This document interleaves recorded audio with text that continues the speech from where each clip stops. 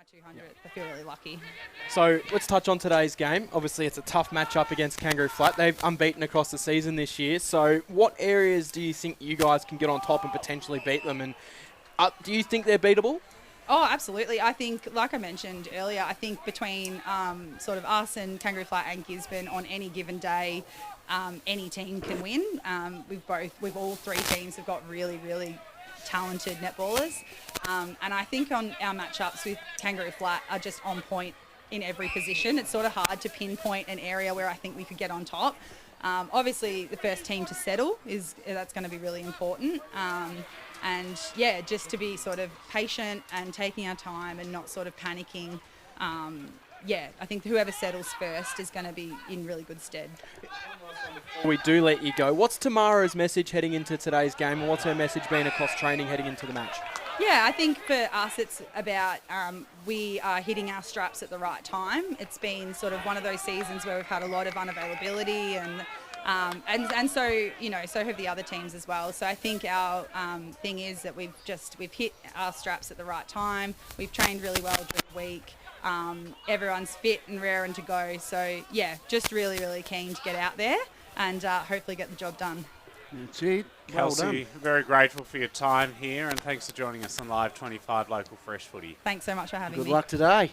Kelsey Mead joining us from the Sandhurst Netball Club, and great to have her inside screens. She was terrific and obviously a real loyal servant of the Sandhurst Football Netball Club. Yeah, it's amazing to play 200 senior games at any club, but netball especially, I reckon, just with the injury rate that they have, and obviously having 3 kids and having that time off to play times is an amazing effort. I've played indoor netball a couple of times, and the amount of no, but I'm bringing it back to the injury side of things, because the amount of strain that it can put on ankles and legs and stuff like that, it is a very unbelievable thing. I reckon Kels is a little bit fitter than you, power charge. Just quietly.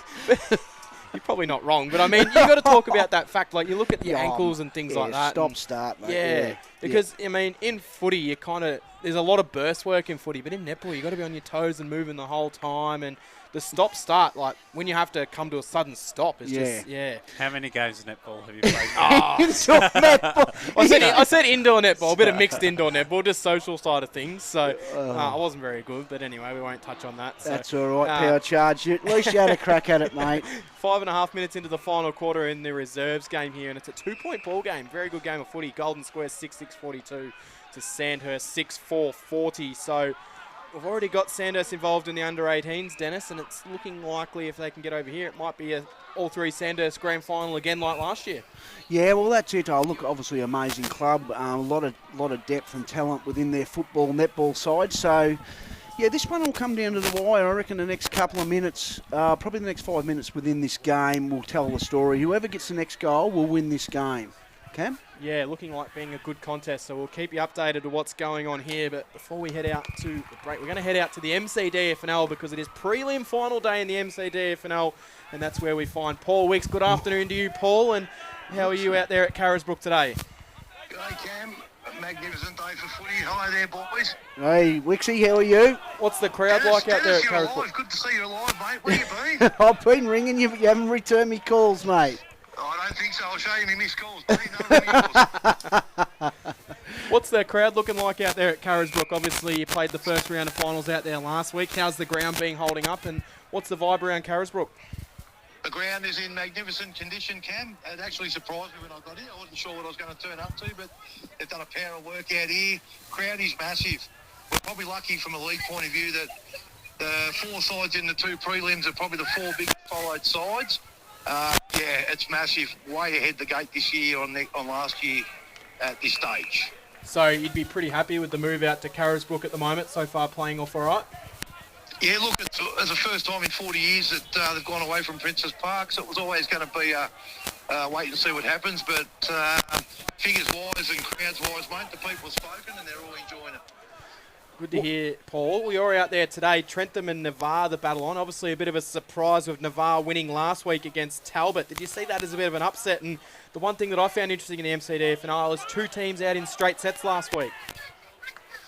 Yeah, you're right, Cam. And I said at the start of the final series, not that I've got any tips right, but I did say probably 7 of the 8 had the potential to get to today. So, and that was 5 and 6 have made the prelims. So, yeah, it's an open field, which is biggest open field for a long time. So, yeah, probably a bit of a surprise to beat and tell. But they play good footy when they're up and about. And Jack Menther, a bloke they had reported during the week, copped 3 weeks, copped 2 weeks, challenged it and got off. So, pleaded guilty and got off. So I don't really know what happened there. But he's a very good player. He's on Southport Sharks VFL list, and he's a Horsham boy. Come back to his home club.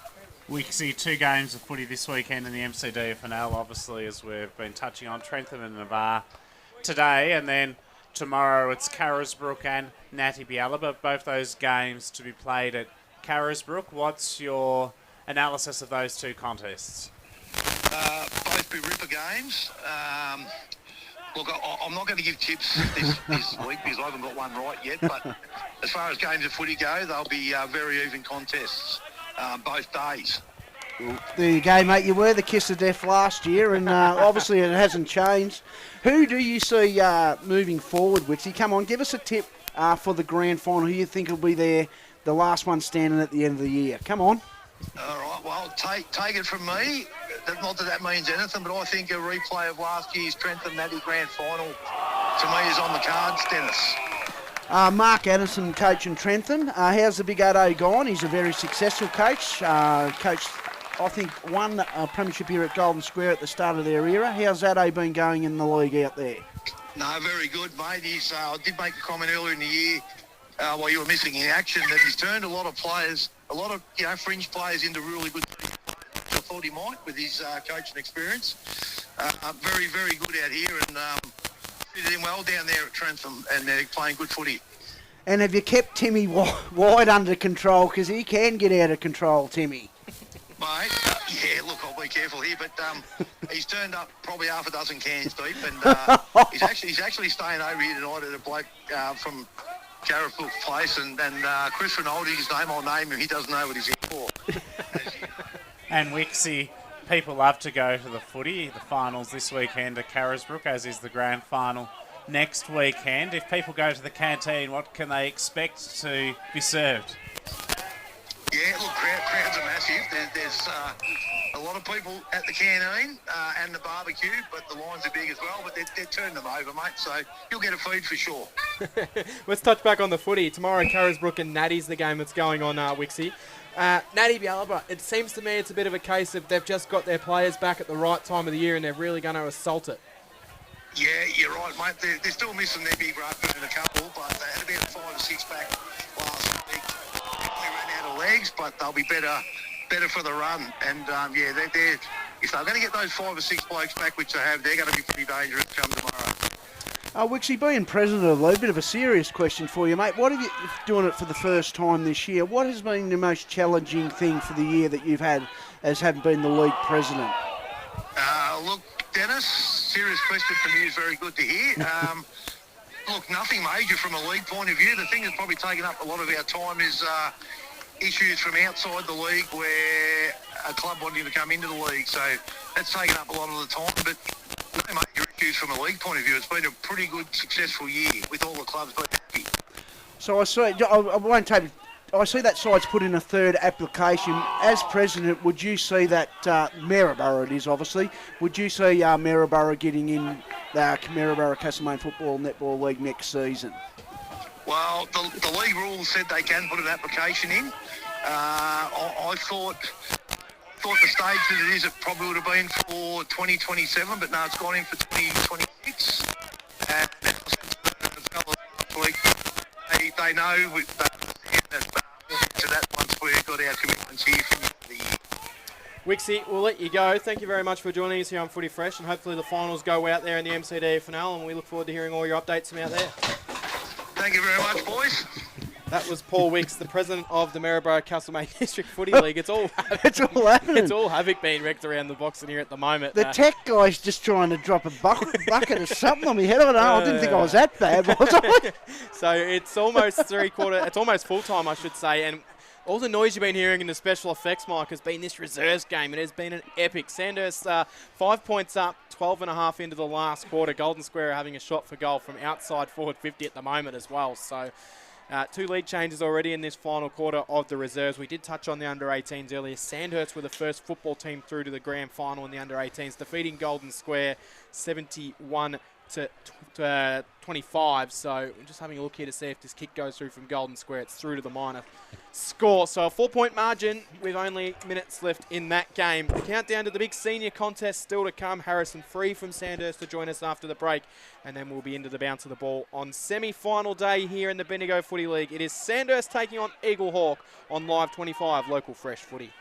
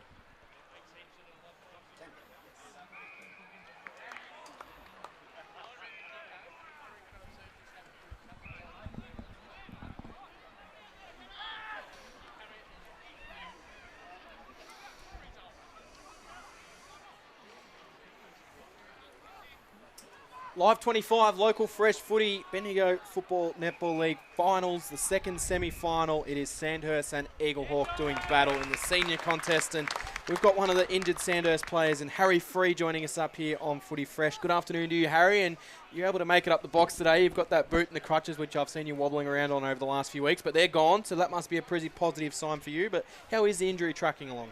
Yeah, not too bad, mate. Out of the boot last week. It's been a slow process, but we're getting there. So, when did you first do the injury, and have you ever done an injury kind of like this one before? No, this was the first one. It was against Strath, probably mid-year, and yeah, it's just been a really slow recovery. So the roar out there at the moment that you just heard in special effects is your reserve side have just put themselves out to a 2-goal buffer. So you've been watching them pretty closely. Pretty good for the club to get the under-18s straight into the grand final this morning, and looking likely the reserves here late in the quarter leading by 10 points. So must be pretty positives, a lot of positives around Sandhurst at the moment. Yeah, absolutely. There's been a couple of good games on this morning. The Golden Square boys here came out pretty hot, and it's been good for us to fight back. How do you go, mate, being such a quality player yourself, and you're in such a club that's got so much depth, and sometimes you can go in and out. Does that get frustrating for you? Because I believe you're in their top 10 players, but sometimes that doesn't seem to be the case. Is that a fair point? I'm not sure about that. I know, if you just look out here, the reserves, you've got so much talent, so much depth. Sometimes it's your turn to miss, and sometimes, when you get that opportunity, you just have to make the most of it. I think the depth of our club at the moment is something that, we're really proud of, and how, next man up sort of mentality can, and it's sort of, I guess, it's really good for the club. Well, you touched on that next man up mentality. I'm looking at the ins for Sandhurst today. Nick Stagg, Darcy Mills, Huey Schmetzer and Caleb Connick, all from that last game you played against Gisborne 2 weeks ago. And the outs, you've got Robinson, who's played a lot of senior football. Young Will Pinniger has stepped up out of the reserves and playing a terrific year as well. Tananelli misses, unfortunately, with concussion symptoms, but Jack English as well. So they're outs that they'd all be thinking they're pretty stiff to not be in this senior side this afternoon. Yeah, absolutely. Unfortunately for those boys, they probably didn't do a whole lot wrong, but just having the quality that was coming back in, it was unfortunate, I guess, for those boys. And as you see out here today, they're all playing really well, putting their name up again for selection in the future. Yeah. I just want to touch on Ash Connick, obviously exited the club last year after being the premiership coach, and then you had Bryce Kono was a joint coach with him. Have you seen a difference in your game style moving forward now with just Bryce as the coach, or?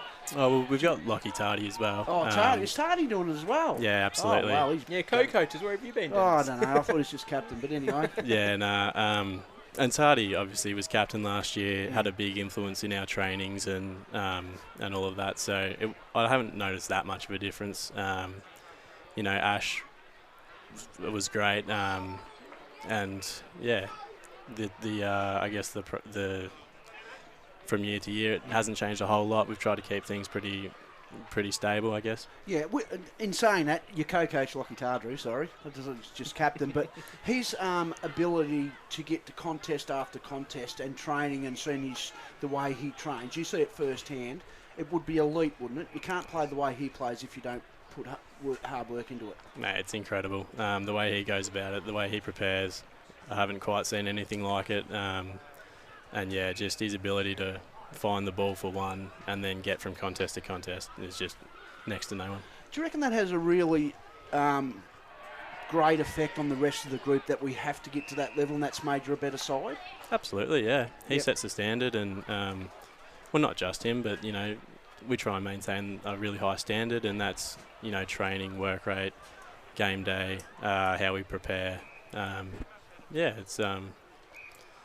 It's certainly something that he's a big part of. You talk about those standards that have been set, Harry. How much of an importance has Fergus Green also played in setting those standards as well? So I know at stages last year he'd often run a few trainings and run some drills at training. So him coming straight out of the AFL system, what's he brought back to Sandhurst that's really kind of taken us to the next level? Yeah, I guess Ferguson and Tardy work, hand in hand. They never really feels like it's just one person running a session or all that. They're all working together. Ferg's an incredible asset, both on the field and off the field. It's it's not just those two in terms of setting the standard. It's a whole group of people, but yeah, it's really good. That's it. When you got the dungeon downstairs and you get locked in there over the year to get that camaraderie going, mate. Yeah, absolutely. It's a great little room down there. Yeah, no worries. I'd say Sandhurst have just won the reserves, Cam. Yeah, so full time there, and you must be pretty happy, Harry. You've now got the under-18s and the reserves booked into the grand final. So the reserves full-time score is 8-5-53 Sandhurst to 6-8-44 Golden Square. And So, yeah, pretty exciting that it's 2 clubs from Sandhurst in and hoping to make it 3. Yeah, a bit absolutely. of a repeat of last year. Absolutely. It'd So be nice. last year you were able to win all 3. Is that something that you guys really do try and strive to obviously do again? So do you do a lot of group training with everyone? Obviously there's probably 5 or 6 kids in the under-18 side that have played senior football this year as well, and probably another 3 or 4 that could consider themselves unlucky not to have played in seniors. Is there a really good connection between the under-18s and the senior side? Do you all kind of train together, or what is it that makes all 3 grades so successful? Yeah, I think if you look in the past years, we've had Isaac Ruff, who's now left the club as the coach, and this year we've got Darcy Mills in there, really building that connection. All the social events and trainings and whatnot they're a part of, and yeah, it's just We talk about all the big players, mate. You've played with all the boys here. Who's your unsung hero in your senior side, mate? Someone that you absolutely love and he's just underrated and no one talks much about him. I love these blokes. For mine, it's Jimmy Cogg. He's always the one that's in and under, hands on first. Just an absolute legend to have on your side. I'd hate to play against him. So hard at the ball, but for mine, he's the unsung hero. Absolutely. That's such a good call. It's kind of like the bloke from Geelong, Atkins. He's hard and tough. He's just built for finals footy, the way he plays footy. Absolutely. Another player that is kind of built for that and is one of my favourites, Kobe Maxted. You must love having him in that forward line, and the ability that he has that if it's not going well for him up forward, he can put him down back and he'll win a ball down there, or he can go into the ruck at stages. So his versatility that he brings is probably something that not many players do bring to a footy club, being able to play anywhere and do a very good job at it. Yeah, absolutely. It's pretty comforting having him long down the line, crashing a pack, certainly bringing the ball to ground, if not clunking it. Him, Ferg, Tom Campbell, they all work really well together. They're a good three-headed monster before up we there. let you go, Harry, obviously you're a pretty good cricketer as well yourself, so very all-rounded sportsman. First part of the question is, how are you going to be potentially right to play cricket this year? And the second part is, they also tell me you're a very good golfer. So I've heard that you might have been out still hitting golf clubs even with a moonbird on. Is that true? And how do you play? And they told me to ask what you play off, because apparently you're quite good at golf too.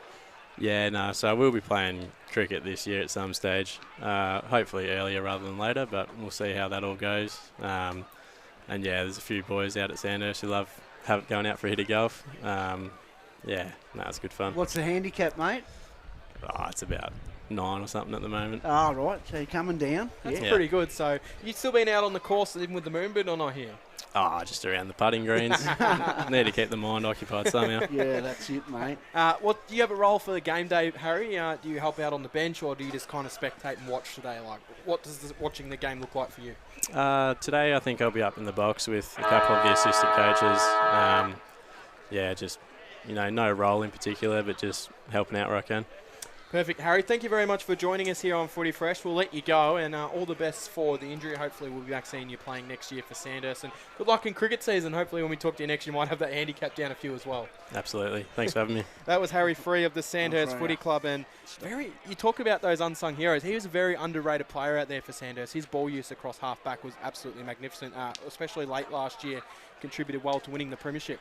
Yeah, 100%, and that's what I said in probably early on in that interview, mate. I rated him very, very high. I thought he was underrated, but you need them players, mate. You just need them. Absolutely. And they just go, and you can tell by his personality and the way that he spoke, that he's just a quiet, unassuming guy that would just be one of them blokes at your club that you just go in and have a couple of beers with after the game and love being around. Yeah, they tell me that about Matt Wilkinson as well, and he's probably one of the most improved players in the Bendigo Footy League this year. He's gone from a good senior player to an exceptionally good senior player, but they tell me he's very quiet underachiever until after the game on a Saturday night. They tell me about him, but we'll move on from that. Len Valley Footy League Grand Final today as well, Dennis Grinton. So Bridgewater taking on... it's Bridgewater taking on Morong out there. It's out at Newbridge, that grand final. Wayne Smith's been good enough to send us the full-time scores from the under-18s. It was Maiden Gully YCW winning 18-14, 122 to Morong, 7-5-47. The reserves and seniors, both Morong and Bridgewater, and it's Morong to get the first win on the board in the reserves grand final, winning 11-4-70 to Bridgewater, 5-6-36. So obviously you've had a bit of a connection with the Loddon Valley Footy League in the past, spent a little bit of a stint out at Midiamo.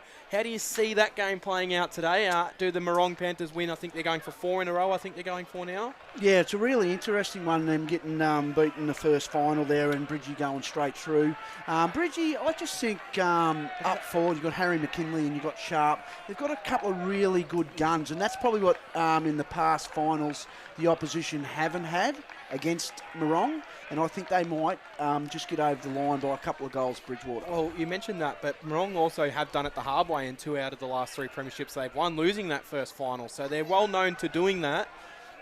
It can be an advantage, but it can also be a disadvantage having that week off. But so you're tipping Bridgewater in that game. I'm leaning towards Bridgewater as well. I'm going to go a couple of goals, Bridgewater. Yeah, so we'll be keeping an eye on that one out there. Wayne Smith's been very kind to us across the season, keeping us up to date with all the leagues. Loddon Valley Heathcote, I don't know if he gets in his car and drives around to all the different grounds. He sends me scores from across the day, but he's a terrific fella, and he'll be out there watching the Loddon Valley League Grand Final. We're going to be knocking on the door of the first bounce here. It is Sandhurst and Eaglehawk, the second semi-final. Eaglehawk, they won the qualifying final last week to get to this stage, defeating Gisborne 9-11-65 to 8-8-56. Dennis, you watched that game last week. What did Eaglehawk do well, and what do they need to do better to win today's game? Obviously, Frost is a big inclusion into that side. Yep. Is he someone that can make such a difference to the side? I reckon he can be, but it's interesting to know your thoughts. Oh, look, Eaglehawk, it was a really scrappy game of footy last week. It was, I think for Eaglehawk to win this game, they've got to have better ball movement and quicker ball movement. That's only my opinion. But and I think Frost is a big inclusion. He wins, once he's in the ruck, mate, he wins a lot of knockouts. And Eaglehawk, that's where they can get the advantage today. They've got to utilise Frost through that middle bit. And I'd like him to give the handball off to his midfielders a little bit more instead of kicking around the corner. But anyway, that's the way it goes. But, you know, obviously Billy Evans. There's a young kid, Nick Hoare, in there. He's been absolutely electric for Eaglehawk. He's got a few tricks this year that they didn't think they had.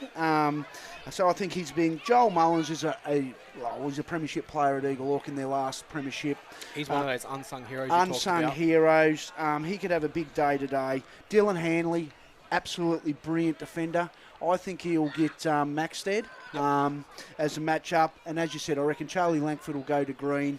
And then probably O'Brien or one of them boys will get on... Tom Campbell. 3 good pronged attack there, though. So, yeah, they've just got a better ball movement, mate. They're hard enough. They're tough enough. The contested stuff's the same. It's just a Sandhurst. If you allow them to run and be free and don't put them under pressure, mate, they're too good at using the footy inside 50 that they'll tear you apart. Let's go down to ground level. Jackson Saunders has been very kind enough to do down to ground level today. Jacko, how's the conditions down there? I've seen you throwing some grass in the air. Is it much of a breeze out there? Yes, I believe the breeze is swirling around a fair bit. A few moments ago, it was going to the Barnard Street end, but Billy Evans has actually won the toss and elected to kick to the city end, which is against the breeze based on the wind patterns of recent minutes. I would say that there's a 2 or 3 goal advantage to the Barnard Street end, but it is blowing around and it's unpredictable, so did he ask for your opinion again, did he, Jackson? No, he didn't. So anyway, as I said, Eaglehawk to the city end, Sandhurst to the Barnard Street end. Sandhurst came out much later than Eaglehawk. Eaglehawk have been out on the ground, I'd say, 3 or 4 minutes longer than Sandhurst, so they've been practicing various moves, and you're touching Grints on Braden Frost in the ruck. He was doing a number of tap-outs with his midfield group in the centre, practicing various possibilities. Crowd is building. The grandstand is probably a quarter full at the moment, but I suspect that this crowd will build a bit. Obviously, many people, many footy enthusiasts will have gone out to Newbridge today for the Loddon Valley Footy League Grand Final. Bridgewater looking for their 14th win on the trot. They have had a sensational season. In some sense, I think they head into the game as favourites. Lockie Sharp, a gun, and obviously Morong looking for their 4th premiership in a row. So we'll keep you posted on that one, as well as everything here at ground level at the QEO. Who's your tip today? I'm tipping Sandhurst in this one to get through to the grand final, and I'm tipping Bridgewater in the Len Valley Footy League. Father Jackson, just the way you were throwing that grass in the air, I thought Matt Lloyd was in the centre of the ground. Can you kick the same as him, Father Jackson? No, probably not, would be the honest answer. Thanks for the compliment, nevertheless. That's Jackson Saunders down at ground level up here in the box. Johnny Hunter's been able to just slot his headphones on and he comes in for the big moments. Johnny Hunter, good afternoon to you and looking forward to calling this game. Yeah, good afternoon to you, Cam. And also, Grinch, welcome along to the final series. Really looking forward to calling with you this afternoon. But I was out buying some new bottles of boiled lollies and and batteries, because there was all going on here in the box before when our technician Ray just went Ken Bruce, of course. But I did slip out into the middle as well, and cat's head is probably a term that resonates with me at the moment, because it is rock hard, Dennis, out in the middle. Is it really? It is. It's like a cat's head. Yeah, right. I thought they might have watered a little bit yesterday, the QEO. No? Okay. Well, you don't want to get slung tackled in there. What kind of sales ship are we running today? Yeah. Cat's heads and a boiled lollies and I know, people mate, going, we're what up did and you about. say you went down? Sorry? What was the saying you said before? You went, I'd never heard that saying before. Oh, I've got that many of them. I don't even know which one you're talking about, Cam. Well, good luck for the call, boys. Who are you tipping, Cam? I've got Sandhurst winning this game. I think they're just too classy with the way they move the ball for Eaglehawk, but it will probably be less than 3 goals. I'm going to tip a draw, and we're going to go to extra time, and it'll be Sandhurst in the last kick of the day. All right. Let's see what happens in the second semi here at the home of country football. It is Eaglehawk taking on Sandhurst and bringing you all the action. Here's Cameron Power. So we're in the middle. It'll be Frost going up, and Frost got first hands on it, but it's Sandhurst that win it out to Tardrew. Came from Hood. Tardrew steps one way, then the other, puts a little kick up forward. Eaglehawk dropping the mark they probably should have taken. It allowed Langford to come through and pick up the footy. He lost it. Handball forward for Sandhurst, inside forward 50. Wilkinson taking in a strong tackle there from Jack Donnett. The ball spilled out. Lockie Hood's going to go for it. Frost overran the footy as well. Ball at the bottom of the pack, punched away by Hood. And eventually we're going to have a ball up. I thought they probably could have had that ball up maybe 10 or 15 seconds earlier there, Dennis. But a hot start in this one. Yeah, hot start like you're expecting a good final, but great run down tackle by Donnett. Smetzer in the ruck for the Dragons. Hurried kick though out of the pack. It came from Frost. It comes to the wing. Curnow overran the footy. Ball to the outer side. Nice little collect by Eaglehawk. It's Hoare. Hoare goes inboard to a teammate. They'll share it around. Billy Evans, handball forward. Out there, ball comes now to Clayton Holmes, who was big last week. Turnover though now. Sandhurst, Smetzer on the end of one. Now it spills. Ground level, and it's a bit fumbly out there. I don't know if it's nerves, because it's certainly not the conditions. Holmes picks it up for Eaglehawk. Hood now intercepts for the Dragons. Goes to Keating by hand. Keating off half-back will send it long. That he will, but it'll be coming back the other way because Donnett takes the mark. Jack Donnett got a lot of the footy last week for Eaglehawk across half-back. Looking to see what his disposal efficiency will be today. He chips in board into the middle. Dangerous ball. Tardrew chops it off and runs onto it. Inside forward 50. Max that'll mark at the top of the 50. Can give the handball off to the runner, and Campbell decides against it. It's called to play on as he stepped off his line. Chips inside forward 50, and a good mark is taken. I reckon it might be Jimmy Coughlin down there. Yeah. It is James Coughlin.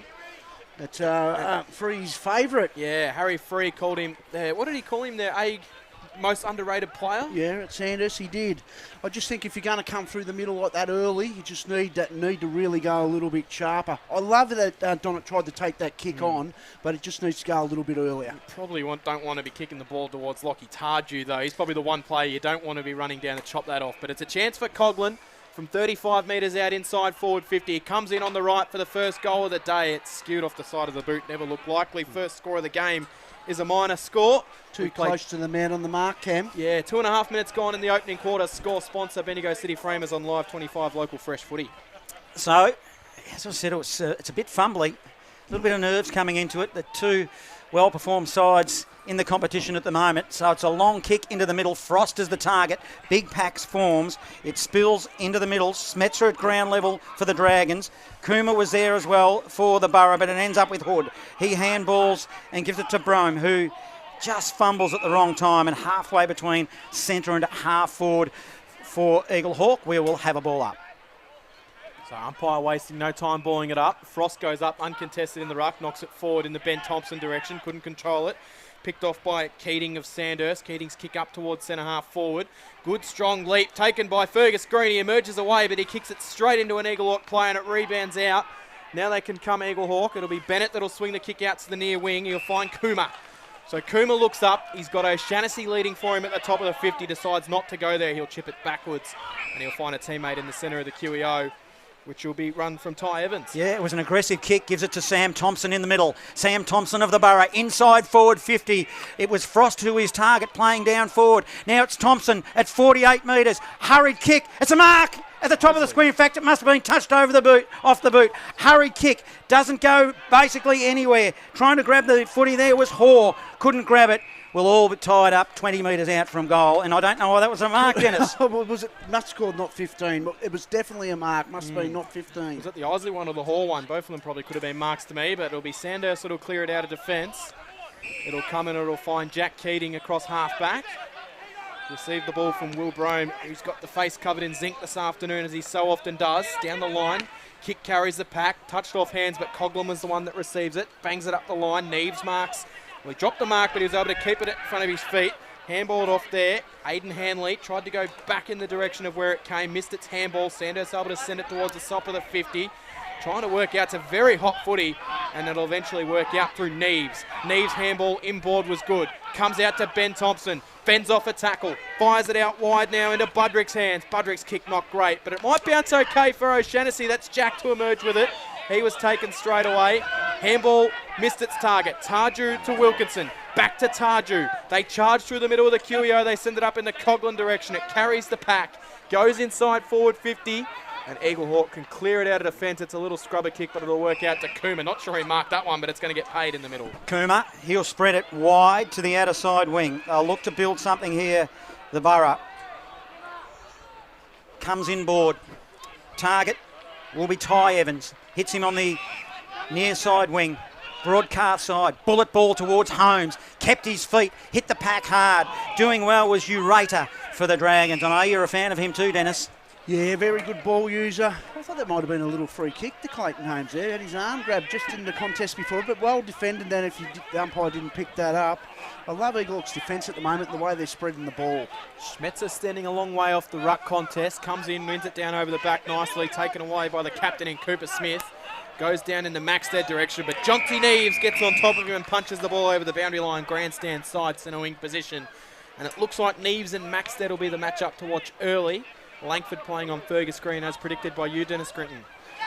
Yes, he certainly is. I thought Neves doing a good job on Maxted so far, but Maxted, he is a gun. Ball in, near side. Falls to Ben Thompson. Good strong tackling Tardrew. Ball is in dispute, ground level. It's shovelled out in the direction of Frost. Had a big season but missed last week. It will be the Dragons that emerge. Nick Stagg, his kick is smothered by Evans. Billy Evans did well for the Borough. Dried up hard against the boundary line. Broadcast side, over it goes, and we'll have a ball up. Very contested and hot early, boys. Yeah, I don't think Just I've seen a stick game. your head in the hole. I don't think I've seen a game this intense for a while in Bendigo footy. So Yeah, footy zinging around. it'll be interesting to see how long this can maintain. Hot footy. Smetzer got over the top and won it down. Should fall here for Donnet. He can handball backwards to O'Brien. He does. O'Brien gets it. Kicks up the line. Should be a mark to Sandhurst here, and it is a good defensive mark. Well read there by Lockie Wright. Lockie Wright wastes no time. Puts it out in front of the coach, Bryce Curnow. Gets it on the half volley. Takes it down the line.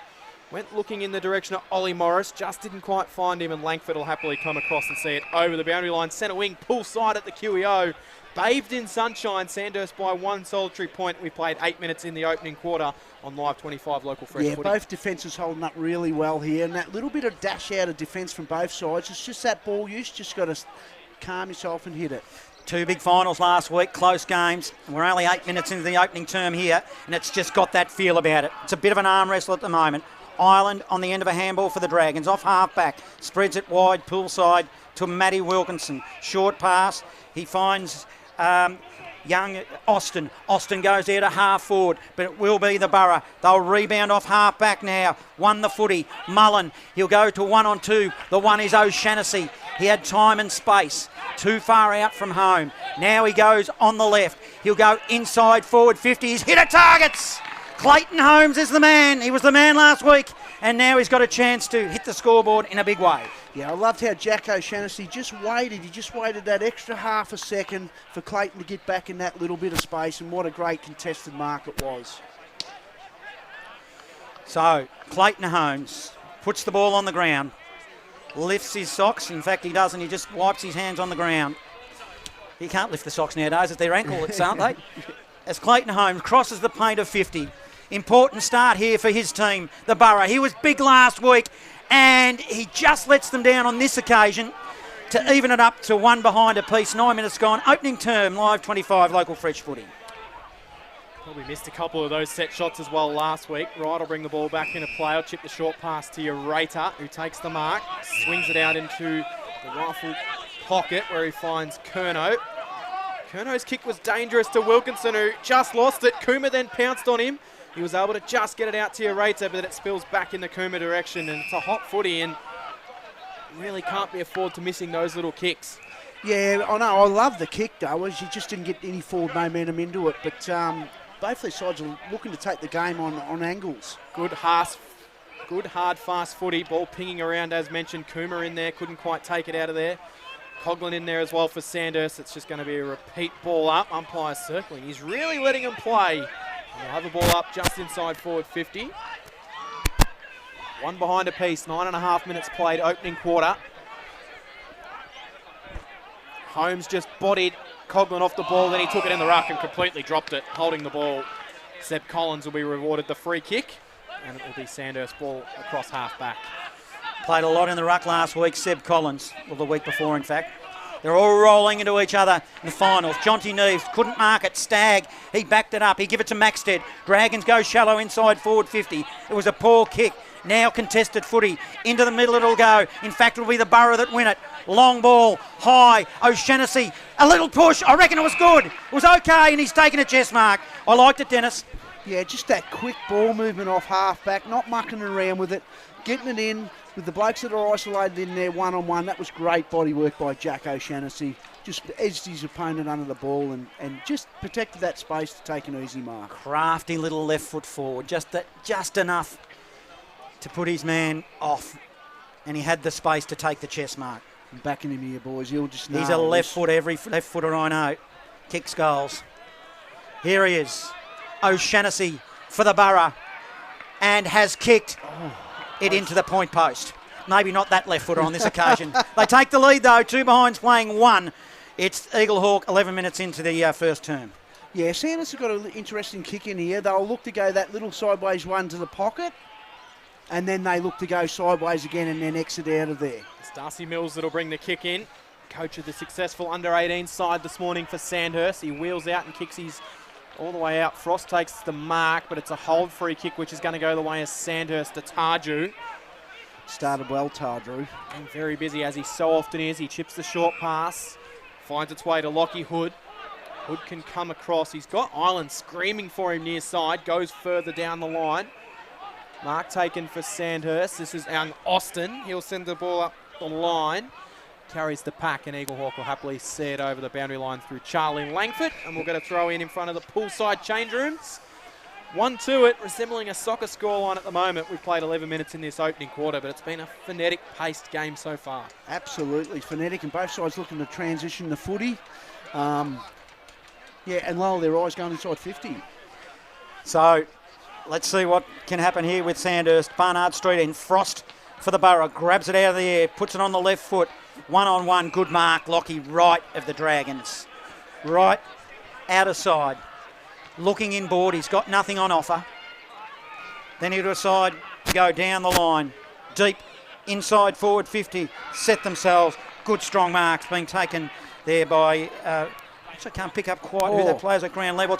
It's an aggressive kick. It's across half back, and it goes out of bounds. And you didn't like that, Dennis? No, that was good. It was Hall that had the ball. Oh, right. He took an absolutely magnificent contested mark. Father Jackson at ground level. Sandhurst have had twice as many inside 50s, 6-3 in the opening 12 minutes of this game. Yet Eaglehawk with 2 scores from their 3 inside 50s. Feels like today might be a battle of whose defence can hold out the longest, because it's going to be a free-flowing game. Hood gets it, handballs off to Wilkinson, found some space, and he was wrong-footed, and he's just kicked it out of bounds on the full. A bit of a case of no left foot in that situation. So free kick to Eaglehawk. He went to go the inside of the foot, but it swung back the other way like an outswinger in cricket, Cam. So Langford's got it. Defence. He'll come straight down the grandstand side wing. Holmes is his target, couldn't mark it because Collins went up and punched the ball. It came down into the lap at Tarju, was pounced upon straight away. So we'll have another ball up, 70 out from goal, grandstand side wing. Perfect conditions for footy. Pretty good crowd in the house as well for this one, which is the second semi-final. Ben Thompson worked his way through. Handball backwards was good. Found its way to Hoare. Hoare can set it out.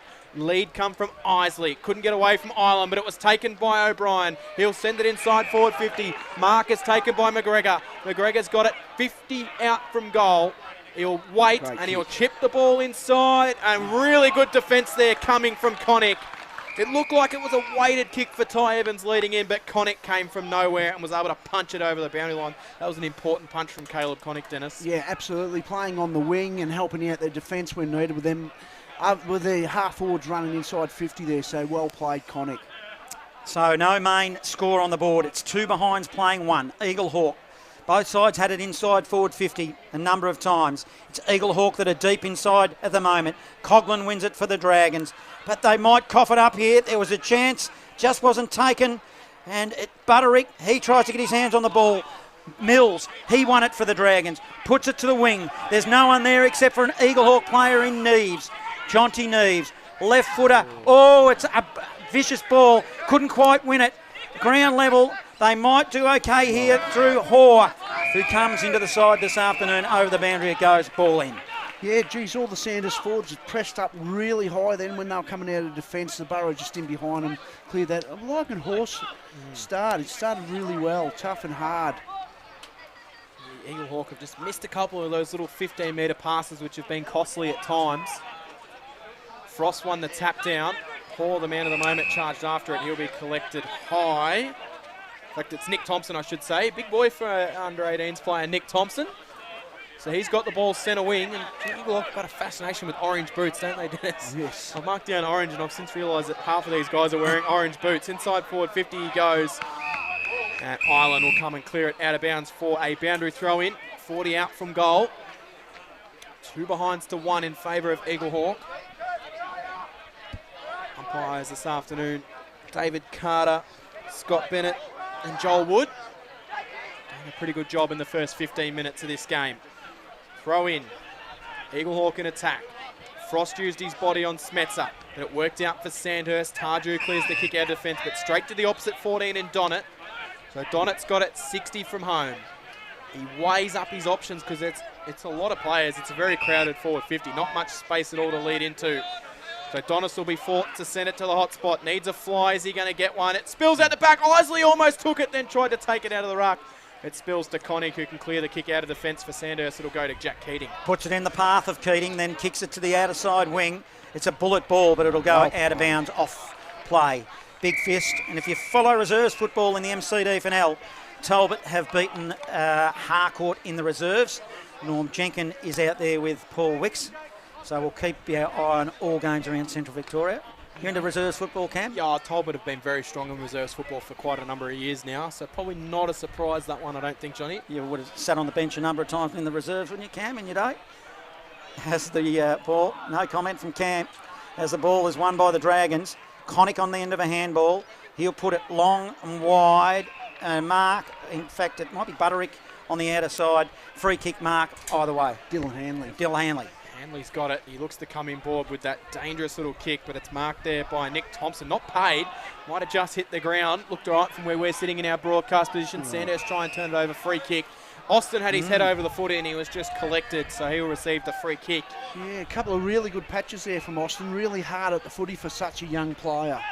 And in response before, when you asked if I'd sat on the bench, my first year at Denali, we never had a bench, so I ended up having to stay on the field. So even with 16 players, they probably still found a way to put me on the bench at times as well. But Austin's going to pass off here.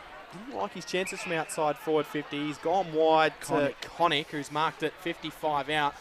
Same distance, but it's gone 10 metres closer towards the boundary.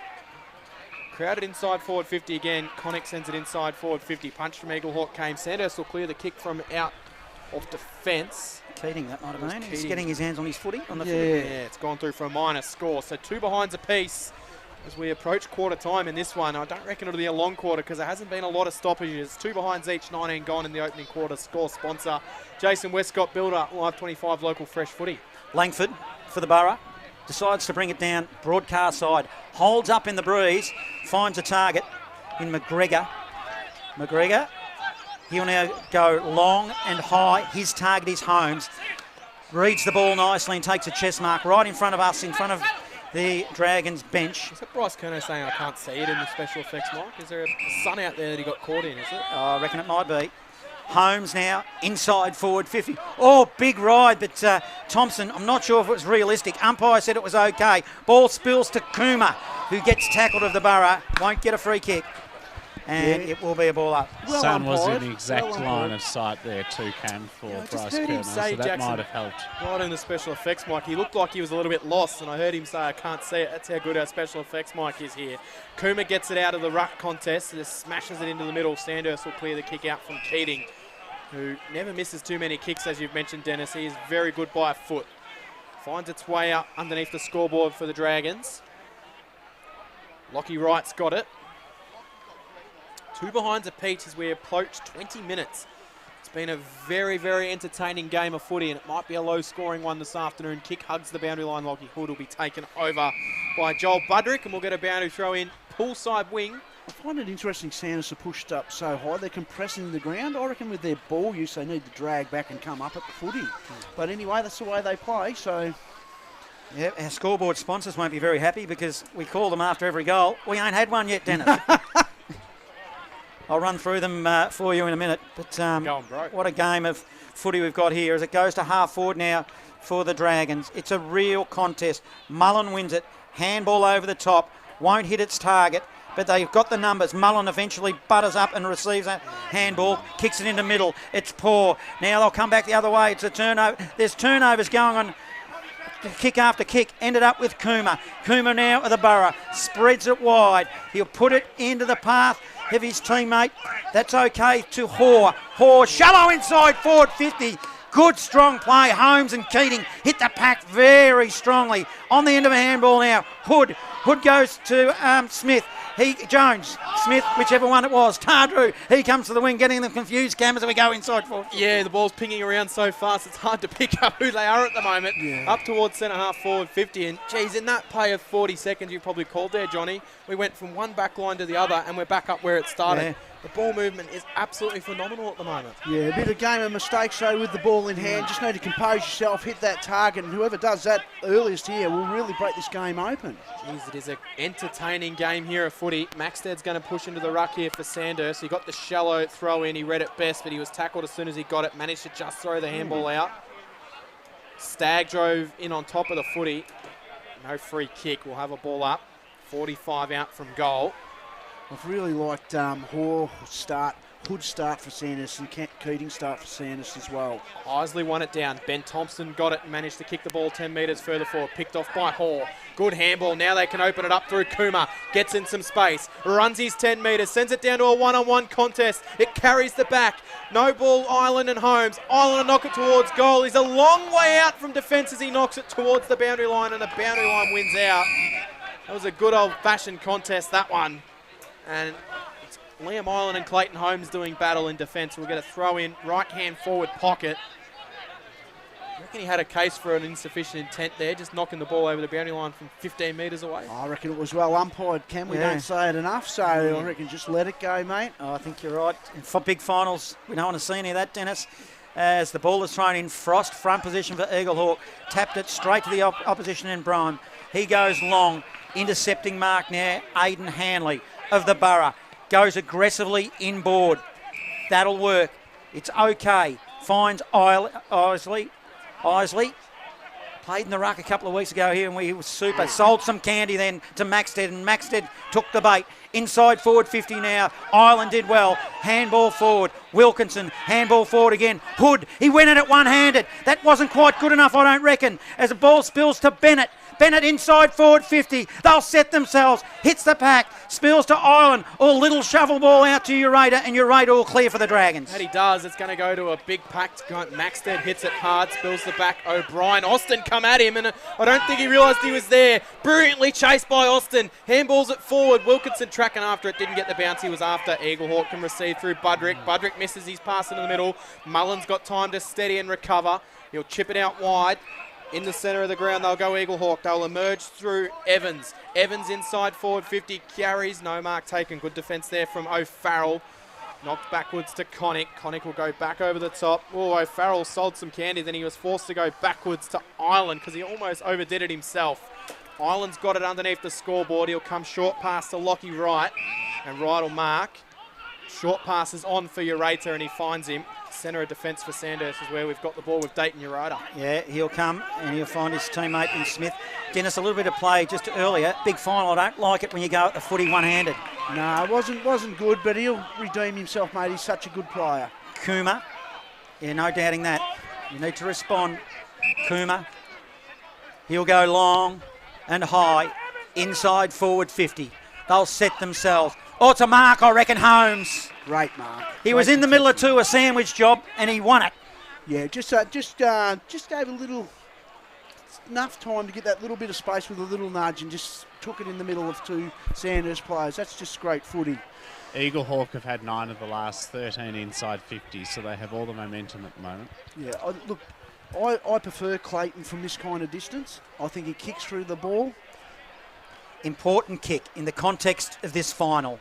It's interesting the way Sandhurst are setting up when they're coming out of defence. Their forwards right up, and when they kick that release kick, it's too far, and the Borough are just setting up behind the footy, chip, and getting it inside 50. Clayton Holmes didn't look like it off the boot. It was always to the near side for a minor score.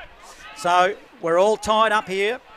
It is, in fact, it's Eaglehawk 3 behinds and Sandhurst 2 behinds. And we're in time on, 25 minutes gone opening term. Scoreboard sponsor, we better throw to one of them. Don Smallgoods. Don is good because they're not getting much of a go, Dennis. No, we might be off air next week if the sponsors don't get any love at the moment. And I tell you what, the old Big Pen is not getting much of a workout when I'm on goal kickers today. So it's going to be underneath the scoreboard in Ireland. He'll just send it down the poolside wing. Off hands. Ollie Morris kept it alive. He was able to bang it forward for Sandhurst. It bounces over the head of Fergus Green. It should favour Langford to go and recover. He does. Langford handball was good. Found a teammate there in O'Brien. O'Brien's kick just didn't quite carry. That allowed Austin to come in and intercept for Sandhurst. It spills out to Coughlin. Tried to work his way through. Dropped the footy. Good tackle pressure from Billy Evans. And he'll receive the free kick. Evans, he wants to quickly get it and move. He does just that. He hits up the leader in Nick Thompson on centre wing. Grandstand side. Thompson wheels as he got it. Sends it in the Holmes direction. It bounces away from him and out of bounds for a boundary throw in. 55 metres out from goal. 26 minutes played in this opening quarter and we're still goalless in the second semi-final. Sandhurst and Eaglehawk, the winner to go on to the grand final in season 2025. Rotations are going to be key today. Such a hot day, and the footy has been so at a high pace. Rotations are going to be key. And fitness, who's the fitter? Frost won it, then he lost it for Eaglehawk. Smetzer, he goes in and tries to get it. He asks the umpire for a free kick, but he's not going to get it. 19 degrees at ground level. Thanks, Jane Bunn. Across half forward, just inside from the boundary, broadcast side. Frost. Siren. No goals opening term, 2 behinds, play 3. It's Eaglehawk that lead. There it is. We've seen higher scoring games in some soccer matches at the moment, but here we are at quarter time. It is 3-2, not goals, behind. So a 1-point lead to Eaglehawk, a cracking opening quarter. And it'll be interesting to see how long they can maintain the pressure in this game. Will it open up a little bit? We'll have to wait and see. Sandhurst 2, Eaglehawk 3 on Live 25 Local Fresh Footy.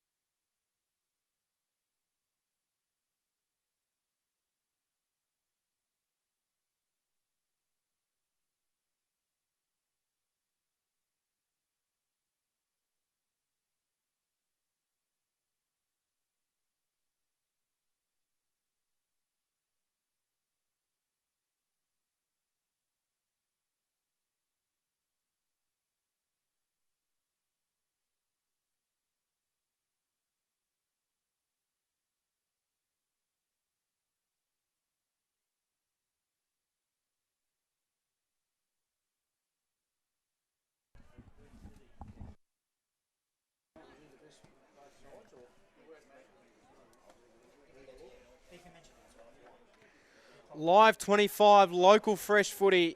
It is second semi-final. Sandhurst and Eaglehawk doing battle. It is 2 versus 3. Not the ladder positions, that's the score. It's 1 versus 2 on the ladder, and it's 2 versus 3 on the score. I'll run you through the goal kickers. There it is. Over to you, Dennis Grenton, for the better players from Eaglehawk. Better players for Eaglehawk. I just think Langford down back's done an unbelievable job on Fergus Green. But I think the playmaker for Eaglehawk at the moment is Nick Hall. And Donnett's done a really good job across half-back as well. But Nick Hall has been brilliant in that first quarter.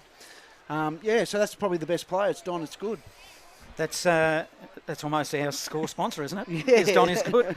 Is Donnett as good? Is that what you're saying? Yeah, and we have got a Bendigo City Frame as a sponsorship award, $100 voucher this afternoon. So Donnett did win it last week. It's just been a battle of defences, really. Like as our boundary writer said, father Jack, that Eaglehawk went in a lot of times there, and Sandhurst had pushed behind the ball, pushed all their numbers up, but when they come out of defence, it just come back with interest. So they've got to smarten up that little bit. Yeah. I just think whoever starts using the footy in a little bit correct manner, coming out of defence, will crack this game open. Well, of course, down forward with both sides, that's probably going to be a tail as well. But Clayton Holmes has had a chance a couple of times now, Dennis. He's been potent down there, except the potency hasn't transferred to the goal-wise. Absolutely. And Clayton will give you an absolute contest every time the ball comes in. As you said, he's just got to utilise them possessions to kick goals. And look, none of us are meaning to miss the goals, but at the end of the day, just take a bit more of a deep breath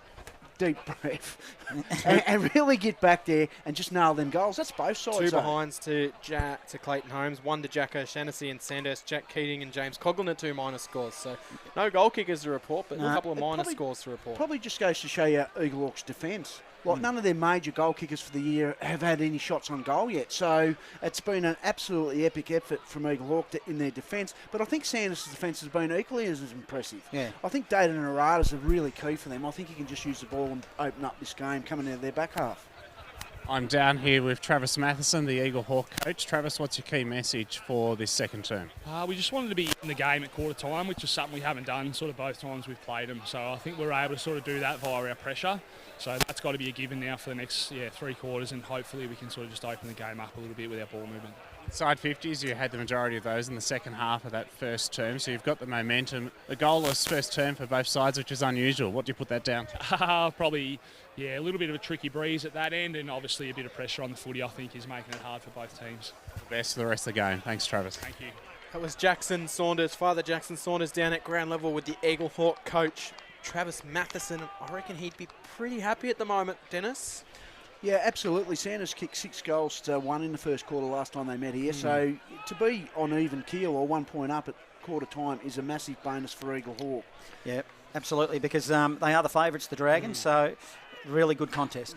So Sandhurst have already booked their under-18s ticket into the grand final this morning. They defeated Golden Square 71-35, and then they defeated Golden Square again in the reserves 53-42. So Sandhurst are in the under-18s and the reserves. Who will be in the senior grand final? We will know in approximately 2 hours' time. Here's the second quarter with John Hunter. Smetzer, and it was Frost, probably a dead heat. Thompson runs on for Eaglehawk, but Tardrew, strong in the contest, won it. Then on the left, shallow inside forward 50. He puts it into the path of Hanley. They'll share it around. Eaglehawk off half back. A little bit of composure is needed here. Mullen just lost the footy at the wrong time. Hood wins it for the Dragons.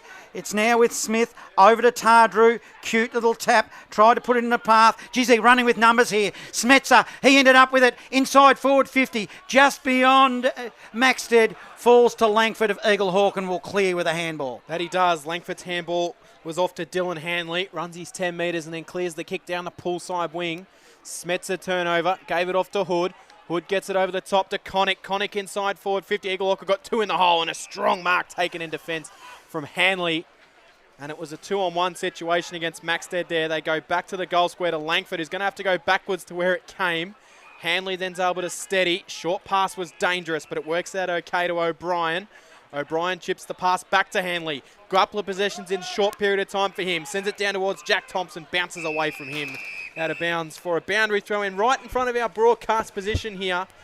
which is where the Sandhurst bench watches on. And it looks pretty quiet down on this Sandhurst bench because they all use the box up the top of the grandstand. You don't see too many clubs in local footy utilising a box like that, Dennis. Yeah, a couple of assistant coaches up there and the coaches down on the ground, honestly. Umpire throws it in. It falls at the feet of Frost. Then it bounced high, and here the opportunity to tap it to Billy Evans. Billy Evans in, little handball to Ben Thompson. Just lost it. Now it ends up with the Dragons through Morris. Morris will kick it further afield, and then Smith running onto the footy for the Dragons. Toe poked it over the boundary line, and it will be a ball in 48 from goal. Yeah, we've got to watch Wilkinson around this stoppage. He likes being on the move. Tardrew. Geez, he started well. Father Jackson at ground level. The key message from Sandhurst at quarter time from their coach Bryce Curnow was to keep calm and to open things up as they go forward. Stats in the first term, 11 inside 50s to 12 in favour of Eaglehawk, and the one centre clearance was from Sandhurst. Knocked down. Wilkinson got it off from Cooper Smith. He's able to steady. He'll chip it towards the top of the goal square. Green tries to get to the front. Knocked away from Jonty Neves. Coomer's there. Neves was steady. Handball's off to Langford, who's been very good for Eaglehawk. Langford's clearing kick. It just floats. Did it float out of bounds on the full? It did. So it'll be a free kick going to Sandhurst. In the hands of Ireland, a long way from his defence. He chips backwards and finds Connick. Connick can come central. He does. Off to 15, 16 to 15. It's Lockie Wright that has possession of the footy here for Sandhurst. It's a very good 1-2 punch they've got there. They'll chip to Curnow. Curnow comes wide. Keating will mark. 50 from home. 10 in from the boundary. Right-hand side of the ground. Keating is forced to steady. Sandhurst are able to chip their way around here, but it's just this next kick that's really hurting them, Dennis.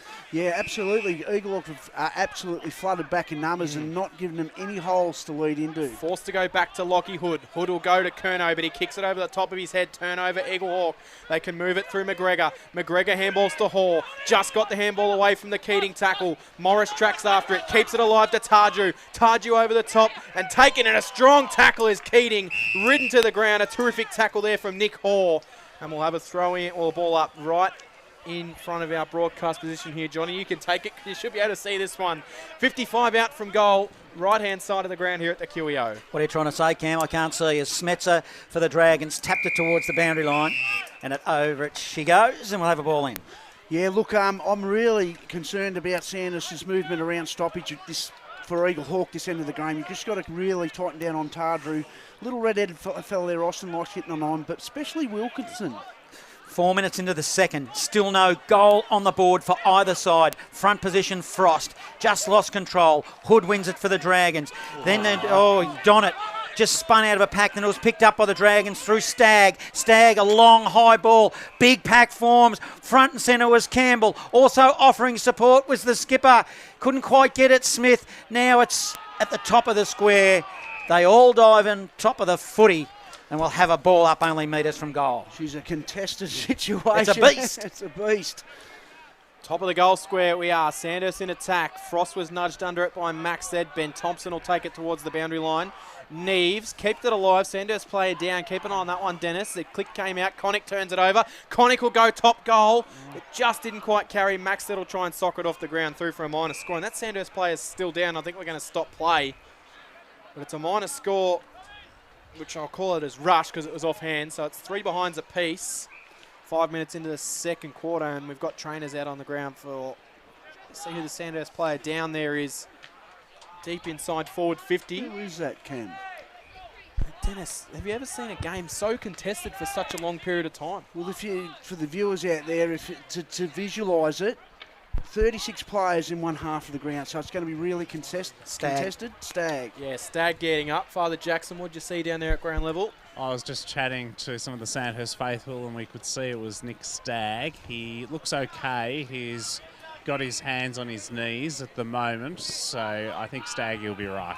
Donnet plays on, kicks it to the pocket for the Borough. There's one rule I'd change in footy is when you have to stop a game for an injured player, they should be made come off. Langford kicks it beyond 50 and finds Mullen. Mullen of Eaglehawk. It's an aggressive kick. It's into the middle. Spills to the back. Dragons have numbers. Smetzer wins it for the Dragons. Handball to a running Tardrew. Tardrew, poor kick. And dropping into the hole there was Jonty Neves for Eaglehawk. And that's a basic error there, Dennis.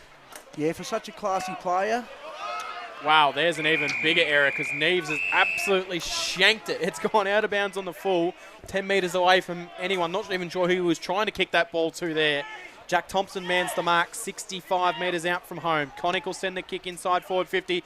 Maxted went over the top of him, mark to Jonty Neves. So let's see if this kick's a little bit better from the same kind of position. Yeah. And it is the finals level of intensity has stepped up, and the skills haven't quite gone with it at the moment. Neves goes backwards to the top of the goal square and finds Langford. Langford, who's usually a good user of the footy, bangs it out towards Frost, who uses his body nicely and takes the mark. 5 in from the boundary. He had to mark that, though, because he had 4 Sandhurst players about to pants on him. He gets the footy, quickly gets it moving, sends it down the line. It carries over the pack, and an intercept mark for Sandhurst will be taken. O'Farrell. And it's Sean O'Farrell who chips it inboard, and he finds Stagg. Stagg has recovered. He's on half-back, left half-back, swimming pool side, kicking to the city end. He'll fan it wide, and it was a poor kick. Interceptor was good by McGregor for Eaglehawk. Outer side, ball at ground level. A lot of errors. Who's going to win it? Stagg does. Long handball. Tardrew, his handball is smothered. Good bit of defensive play. It was by O'Brien. This will give Eaglehawk a look if they can just get out. They can't. Now it's with Mills of the Dragons. Poor kick. He kicked it straight to Nick Hoare. It's almost as if he called it for it, Dennis. Geez, he started well, Hoare. But what is going on here with the ball use? So Hoare gets it. Goes long in the breeze. It's obviously quite swirly down there. Jackson Saunders, just an update on the breeze in a moment as Sandhurst kick it down towards Keating because it seems to have picked up. Bit of wind blowing in our commentary box up here as well. Keating sends it down in the Maxted direction. That's a great battle between him and Neves. Maxted got it, sent it forward, but the only player within 5 metres of that ball was Donnet. He receives. He's able to compose himself and handball to Butterick. Butterick tried to run his distance. He ran straight into Lockie Tardew. And Tardew said, not today. And he got him holding the ball in the middle of the QEO, and they'll reload through Tardew. Tardrew won't muck around. He's got a lead in Campbell into the pocket. Just goes beyond him. Running onto the footy there was Nick Hoare. He's been good for Eaglehawk. Ball will now spill towards the boundary line. They try to keep it in and can't. And error count is what? A lot. Yeah. Even the good players, there's that little bit of perceived pressure. It's just they're just not lowering their eyes and hitting their forwards or through the middle of the ground. They're just overcooking it, and that's just that little bit of pressure. Throw in. That ball swirls around in the breeze in the ruck. Frost was able to grab it. It spills backwards to Thompson. Thompson's handball was a shocker. Tardew emerges with it. Tries the handball off to Cooper Smith. He couldn't quite take it cleanly. Eaglehawk will charge through. Jackson, what is that wind doing down there? Because it seems to be playing all sorts of havoc. In one word, swirling. And 6 of the 7 inside 50s in this term to Sandhurst. Is it favouring this end? Because it does feel like it might be a little bit. Frost clears the kick out of the ruck contest. It'll come to Keating, who steps around Bennett. Tried the old Kevin Bartlett handball to himself. Ooh. And Bennett will take it over the boundary line for a throw in. It might be marginally favouring the City end, but it's very unpredictable. It just depends on the moment. Scoreboard sponsors, Jason Westcott Builder, Aussie Disposals, Bendigo City Framers, Parsons Towing. Is Don is good because we haven't had a goal kicked this afternoon. Getting their money's worth at the moment, the scoreboard sponsors. Both defences. Lucky their scoreboard sponsors and not goal sponsors, I should say. So it's knocked down in the contest here. Coughlin tries to emerge with the footy. He lost it. Knocked away. It spills out to Wilkinson, who's managed to put a little worm-burning kick inside forward 50. Neves collected. Just missed his handball, though. Going back will be Hanley. Sandhurst trying to find a way through. It's a little kick out from Tardrew. Didn't make connection. It spills. O'Brien will see it over the boundary line for a boundary throw in right-hand forward pocket. Wow, it's just a contested beast game. It's just head over the footy. You just got to go hard. Once his first goal gets kicked, boys, it'll open up a little bit, but it's just going to stay this contested way until then. We're watching a game of soccer. We just can't hit the goals. As the umpire will throw it in. It's in the forward zone for the Dragons. Ball spills now in the direction of Morris. Couldn't quite win it. Stagg offered support, stepped over the line, and we'll do it all again. Jackson, you like to dig into the record books. You know the game that the last time it was goalless at half-time of a match. See if you can find that one out for us. That's a job for you. That's a challenge. Gee, let's give him a hard job. We're still 15 minutes to go, Cam. I don't have any archives at the QEO. It might be a bit of an impossible task. Maxted tries to win it out of the ruck. He couldn't. He tried to put it on the boot. Umpire let it go. No, I don't mind it and let him go. They've been letting it go this afternoon. I actually reckon the umpiring is very good, Dennis. It's been absolutely brilliant. They've just let the game go and not play them tiggy touch ones. Ball up inside. Frost grabs it out of the ruck, clears it out of there. Collins for Eaglehawk didn't get a kind bounce. It spills O'Shannessy going through. Thompson will be collected high. That one was a free kick, and it's paid. Jack Thompson gets up. He can wheel the kick out wide. Now they can get and go Eaglehawk. Centre wing position. It'll run through Mullen, who's got a little bit of space. First time in a while we've had space. Sends it in the Holmes direction. Clears over the back. It might sit for Isley. He just had his eyes light up for a split second there when it carried, and it just sat for him, and he went, oh, I might be able to get this, but the Breeze picked it up and took it over the boundary line, Jackson. Last 3 throw-ups or a boundary throw-in. Frost has used his body, got the ball and kicked it. Surely you've got to wake up to that. Just their second inside 50 Eaglehawk. For the quarter, Exactly. obviously. As the umpire will throw it in, Barnard Street in. The breeze is swirling here. It's even coming through the windows here in the commentary box. As outer side, 50 metres from goal, will have a stoppage. We might have to put that window back in at half-time if this Breeze continues this way. Now, this would be a good time for Eaglehawk to capitalise, because now the Breeze is significantly favouring the Barnard Street end. But in a minute's time, it might be favouring the city end again. The newer change rooms, it's been there for a long time now. It's in front of that as they go up in the ruck. Ball spills, Eiley, handball to Billy Evans, short pass. Great picker. It was by Mills of the Dragons. He goes beyond 50, up onto the wing. Good tap, Tardrew. Maxted getting involved. Coughlin picks up the footy. Good strong tackling. Sam Thompson doesn't know any way other way for Eaglehawk. No, straight ahead, Sammy. Good little bit better. What about that pickup in the back half? Who was that? Unbelievable by Sandhurst there. Oh, it was Darcy Mills, I reckon. Yeah. I called him. As the ball will be thrown in, swimming pool side. Up they go in the ruck, ground level. Billy Evans just coughed it up. Stagg, he picked up for the Dragons. He'll go long. It's into the pocket. One-on-one contest. Fergus Green couldn't quite win it. Then overran the footy. Whistle. There's a free kick, and it will go to Charlie Langford of Eaglehawk. He's been brilliant on Fergus Green, Charlie Langford. Might have been an incorrect disposal there on Lockie Tardrew. So Langford, who's our contender for our Bendigo City Framers Best on Ground Sponsors Award. Pretty early to call that one, but he's been good in the first half. Collins gets the kick, sends it inside, and it'll come back to Langford. He didn't quite take the mark here, and it bounces towards the boundary line. And when Lockie Tardrew is running at you, I think the best option is just to step over the boundary line with the ball, Dennis. Yeah, well played. The ones just kicking down the line, that long kick down the line, geez, it comes back with interest. We've just got to lower our eyes both sides, hit that short, and then get some runners past. Underneath the scoreboard, which reads 3 playing 3. I feel like we might be heading for a penalty shootout soon if it continues at this rate.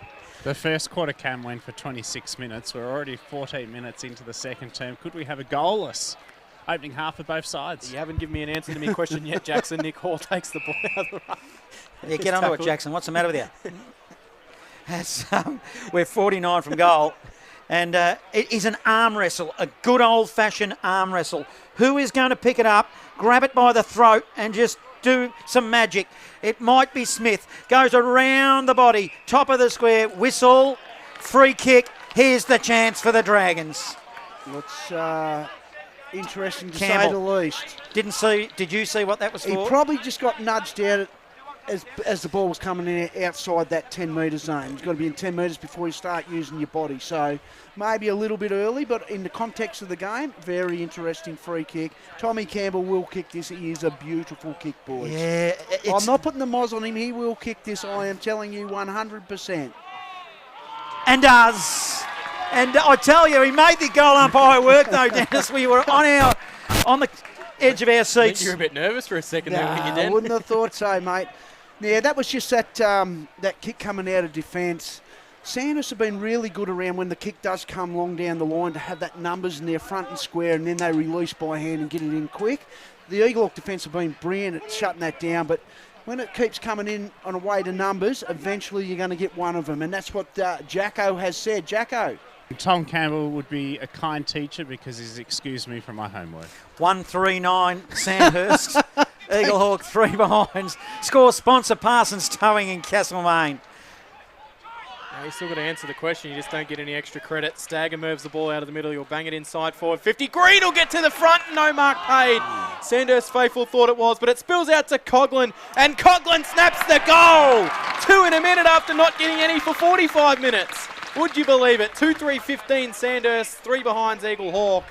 Well, Cam, if you 16 had gone in the second quarter. Score sponsor, Aussie Disposals. Live 25 local fresh footy. You called it perfectly. You said we'll get a shootout when we find that first goal. That's it, Cam. And what about Don is good? Come on, get into it, mate. When they're sponsors. They're getting too much airplay now. We've had 2 goals in a row. Yeah, no, that was just a good clearance from Sandhurst. Got the ball in a dangerous area. Fergus Green was probably a little bit unlucky not to get a free kick there by the arm or the mark. But a great front and square for Sandhurst there by Coughlin. Unbelievable snap on the left side. Quarter time in the Len Valley Footy League Grand Final. Morong 6-3-39 to Bridgewater 3 straight 18. Back in the middle, Smetzer wins the tap. Isley doing the ruck work now for Eaglehawk. Eventually won by Billy Evans. Puts it on the boot. Shallow inside forward 50. No mark. That ball spills to 50 for Eaglehawk. They've got numbers. Little handball to Thompson. Around the body. Top of the square. Curnow hands on footy. He'll kill it for a minor score. Good defensive play, which now takes it to Sandhurst 15 playing 4. Yeah, Frost and Isley just had to change the ruck. Frost is playing full forward at the moment for Eaglehawk. Quarter time in the MCD FNL. Navarre 3-2-20 leading Trentham 1-4-10 as well. Navarre looking to come from 7th to make a grand final if that's the case. Kick from Curnow came out of defence. Intercept mark will be taken by Neves, who runs off his mark. Umpire says play on, sends it inside forward 50, and no mark taken. Spills to the front of the pack. Sandhurst will clear the kick out. Stagg takes it, handball off to Smith. Smith's kick to Hood, got in front of Donnet and took a nice grab. So Hood emerges on the right. He'll send it down in the Tommy Campbell direction. Used his body on Neves nicely. Ball just eludes him and goes over the boundary line for a boundary throw in. 60 out from goal. That's been a 15 plays 4. Great contest, Neves and Tommy Campbell, hasn't it? They've both had their moments. Neves probably a little bit on top at the moment, but Tommy's starting to work his way into the game. So you have to really shut down there, Nevesy. Dragons by 11 points. 18 minutes gone. Second term. Umpire will throw it in.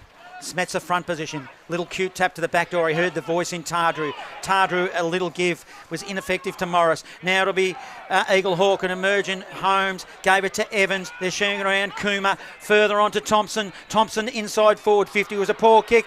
But standing and keeping his feet there nicely was Big Frost and put it on the boot across the face of goal and goes out of bounds. Big Frosty, big snap. He hasn't been up there too many times this year. I don't know whether he meant to keep his feet, but he didn't. It just fell into his hands. And it was a Jack Thompson tackle on centre wing, unselfishly, that set up that passage of play, that thrust forward for the Borough. Very hard at the footy is Jack Thompson, one of 4 Thompsons out there. 3 of them related, 1 of them not related. Nick Thompson, the odd one out, but if you call Thompson, you've got a good chance of getting the possession right at the moment. Sandhurst clear the kick out of defence. No mark taken. Wilkinson, Eaglehawk through Isley, will chip it inside forward 50, good kick, and he finds Ben Thompson, who just looked like he was able to judge it, but he had to kind of take a few steps back because it looked like it was just carrying a bit in the breeze. But a good mark taken by Ben Thompson going the opposite direction. Yeah, that ball come out of defence there for Sandhurst, and just enough pressure on the marker there just to release the footy, and then it's just great ball use inside 50. 10 metres in from the boundary, 40 metres out from goal, right-hand forward pocket. Poolside change rooms, Ben Thompson puts it across the face, minus score. Still no goal to Eaglehawk. They've got 5 behinds now. Sandhurst have got 5 scores, but they're 2-3-15. 20 minutes gone in the second quarter. Score sponsor, Aussie Disposals. Lockie Wright for the Dragons. We'll kick it in from the Barnard Street ends. He's just taking his time. Umpire will have to say play on, he does. He just trots out of his defensive square, runs his distance, then he'll look for Tardrew. In fact, he had 2 to pick from. It's a great kick. Was hard up against the boundary line. Half back now. Long ball.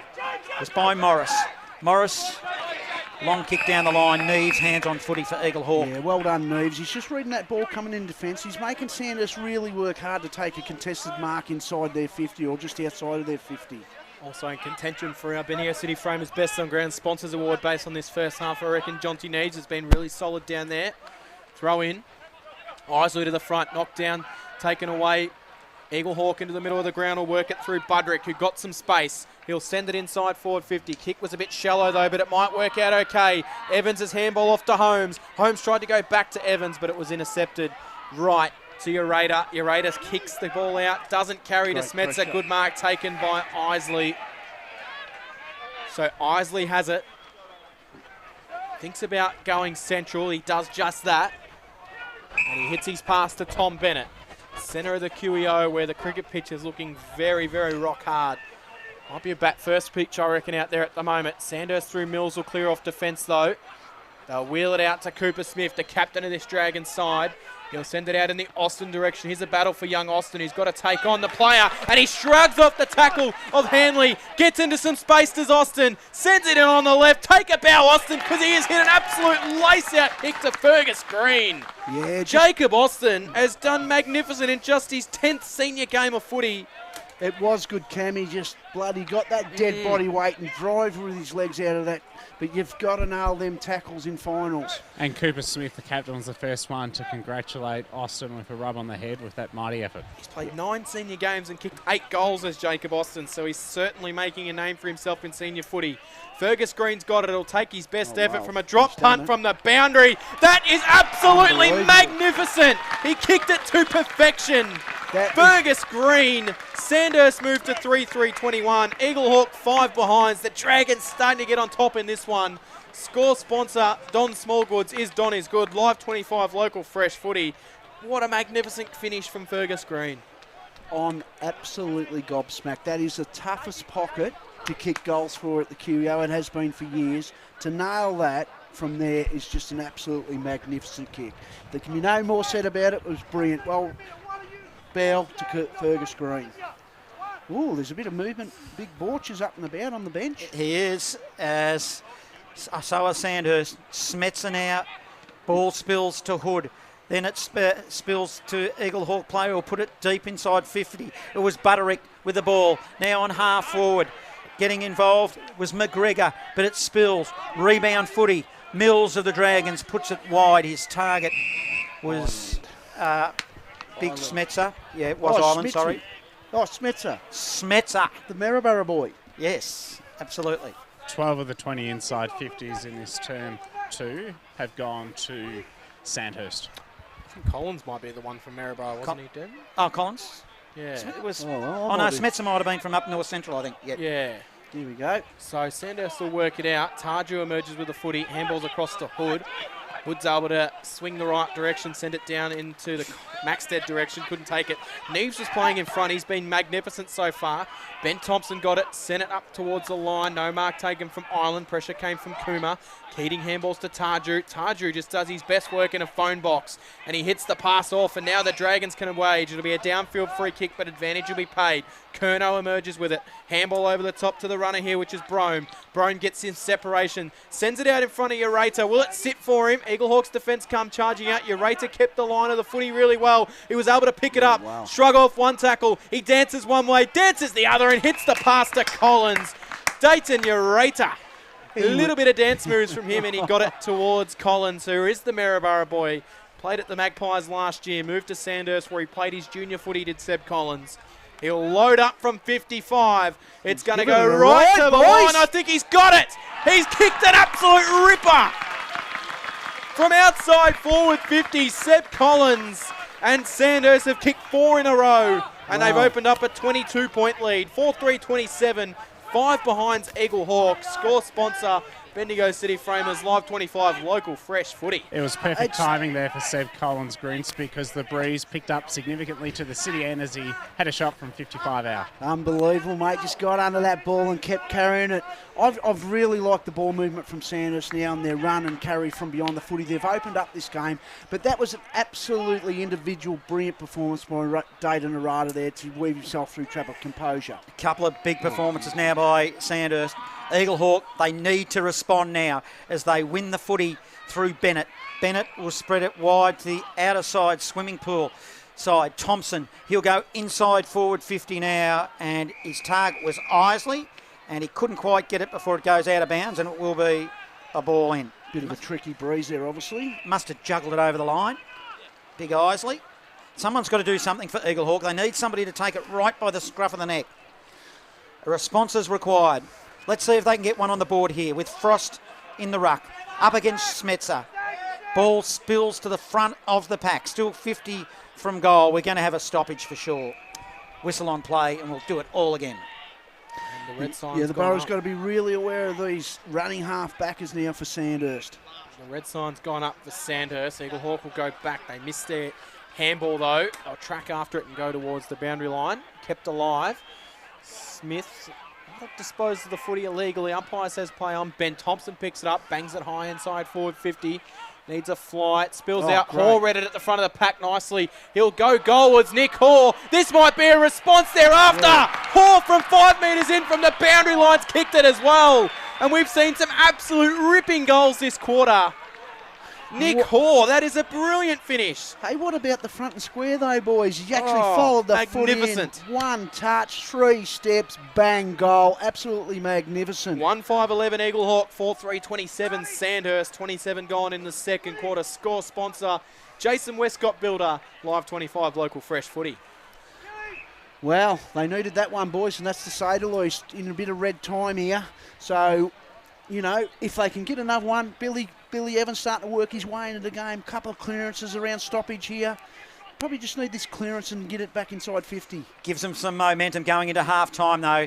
There's still probably time to get another one, and you're right, they've got Thompson and Evans getting hands on footy, but this time it's Tardrew of the Dragons. He'll go inside forward 50. Sam Thompson was brave, running with a flight of the footy. It spills in the direction of Collins, picked it up one hand, then lost his footing. 15 metres from goal. Sam Thompson dived in over the top, didn't give a free kick away. Defensively, it was good. Top of the square, we'll have a ball up. Dragons in attack. Yeah, great footy both ways by both sides there, not give you a free kick away there.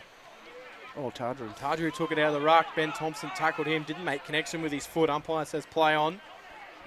We'll have a ball up. You're really Right aware of forward Tardrew pocket. getting through stoppages at pace here at the Borough. Get goal side of him and don't allow him to do that. Don't want to concede a goal here after kicking that last one, Eaglehawk. Collins took it out of the ruck. Frost got it on the second tap, though.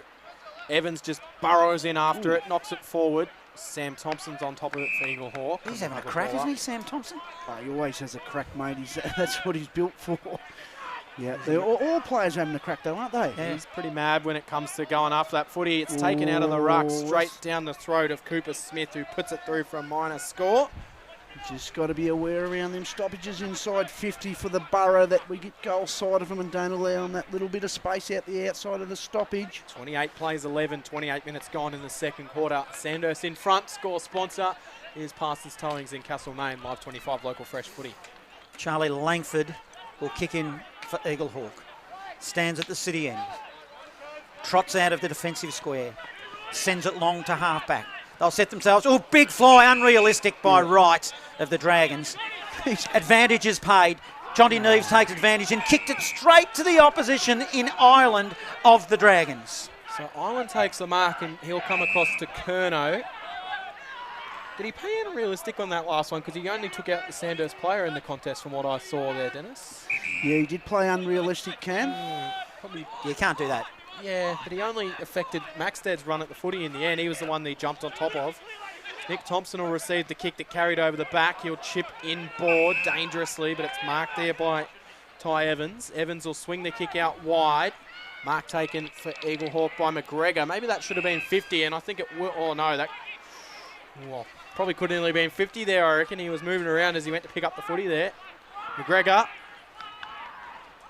forced to chip wide. They won't want to concede too much here in this last minute, I wouldn't think. Ball in the hands of Nick Thompson. 5 games for Eaglehawk this year. Pioneers listed player. Chips it inboard to Sam Thompson. No relation. Sam Thompson swings it out to Neves. Now they can go.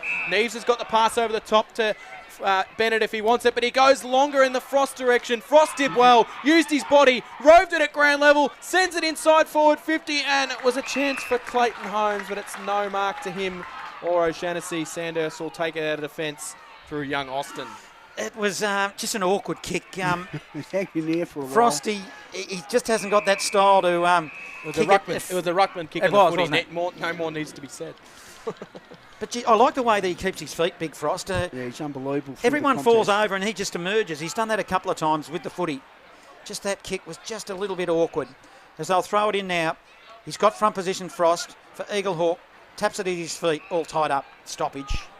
There mustn't be too long to go in this quarter, boys. 30 minutes and 50 seconds gone. Just noticed the Eaglehawk reserves co-coach Ryan Wellington is running water on centre wing on the grandstand side. Great to see Wello doing that. Well, there's a free kick. It'll go Eaglehawk's way. It was for a hold off the footy. It's Ty Evans that will have the free kick. Now he goes. He goes long. He senses there's not a lot of time left on the clock. Goes to the goal line. Curnow was good. A double-handed fist out of the pack went nowhere by the Dragons player.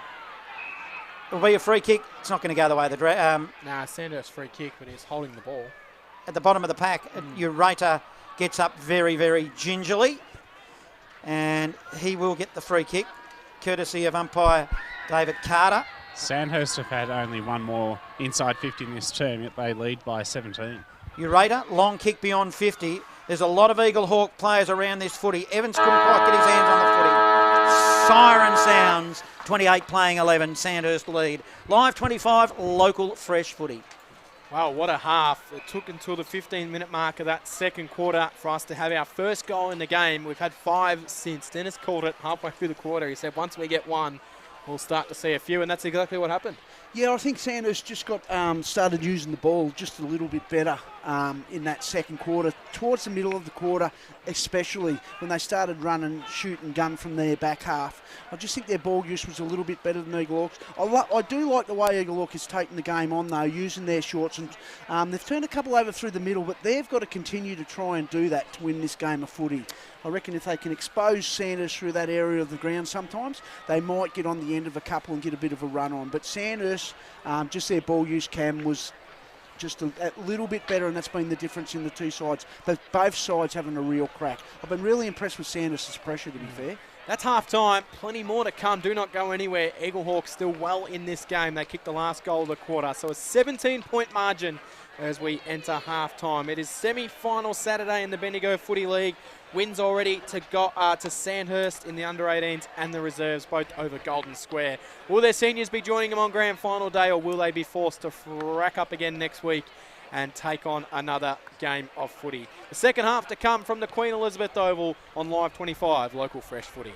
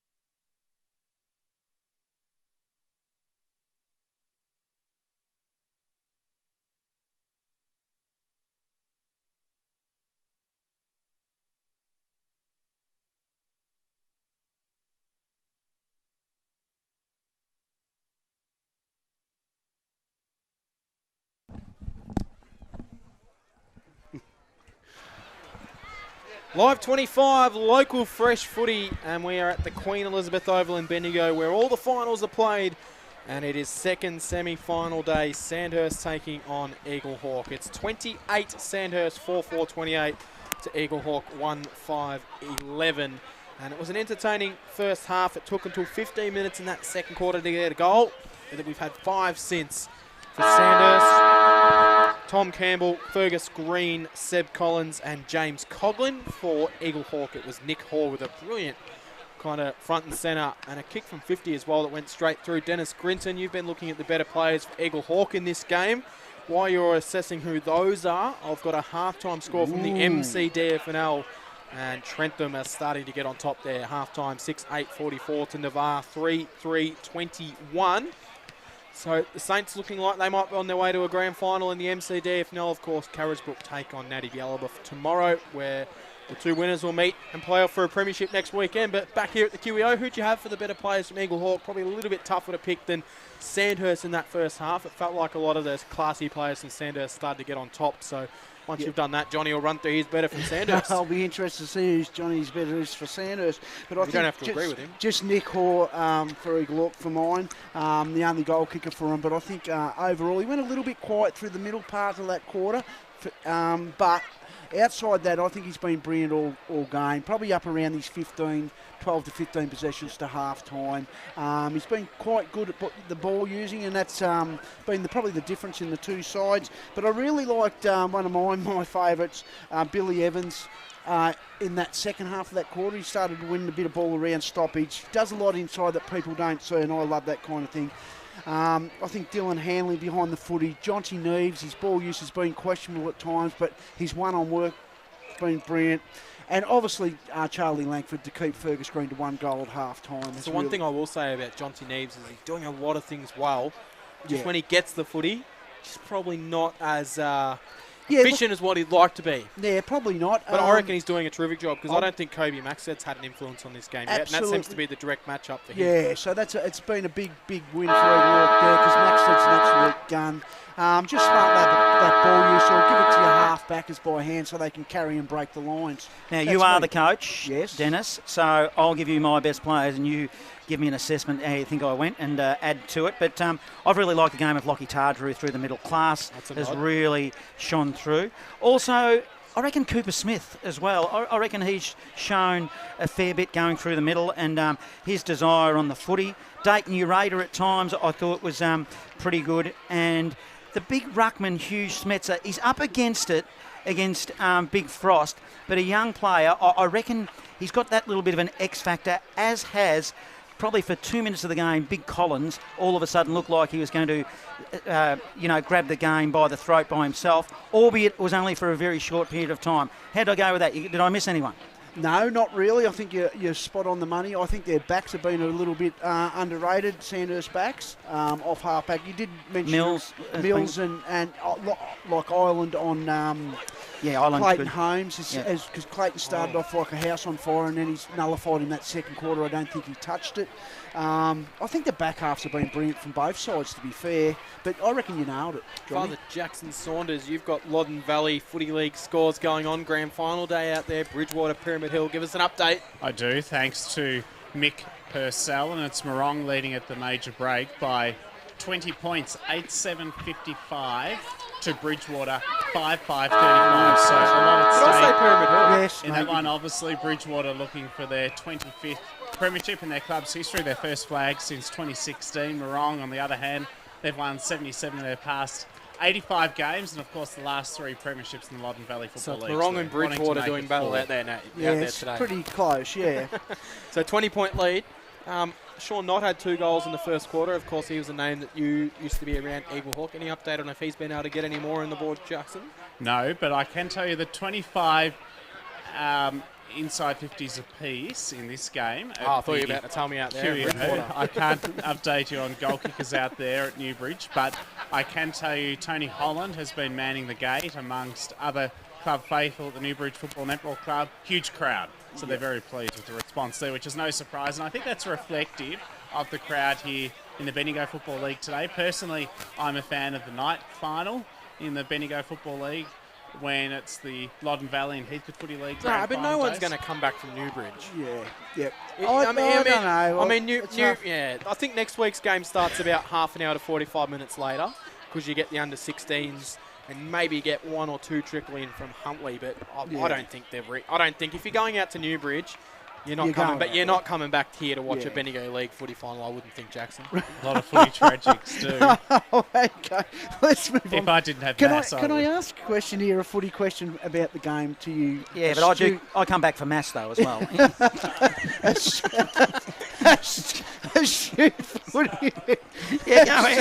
Astute footy goers. Oh, I like your work, Johnny. The huntsman's back in force.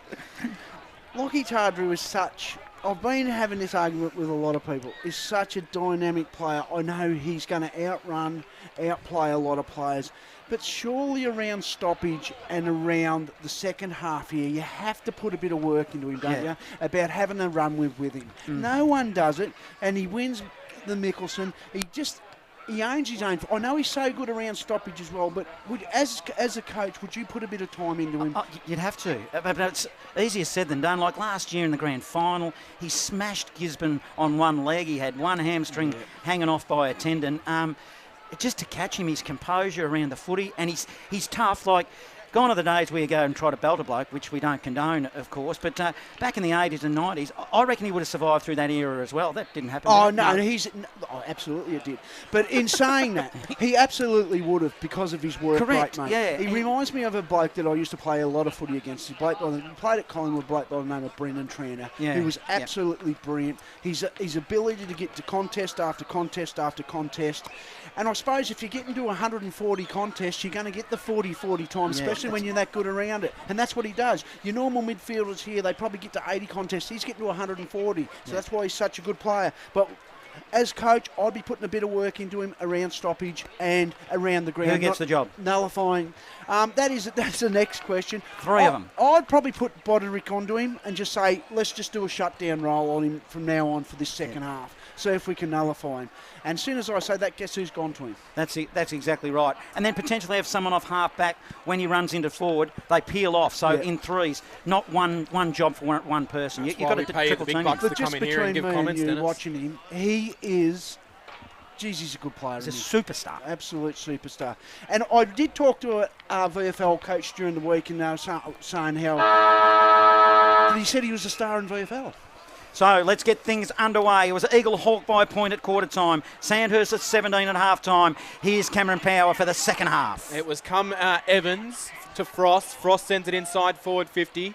No mark for Hall, but he got to the front, knocked it forward. Sandhurst will track after it. They'll go backwards. Good, strong tackling. It's a high, dangerous tackle. Free kick, Dragons. Lockie Wright, who swings the kick out wide to Caleb Connick. And, geez, those two link up. They seem to just find each other whenever they get the footy.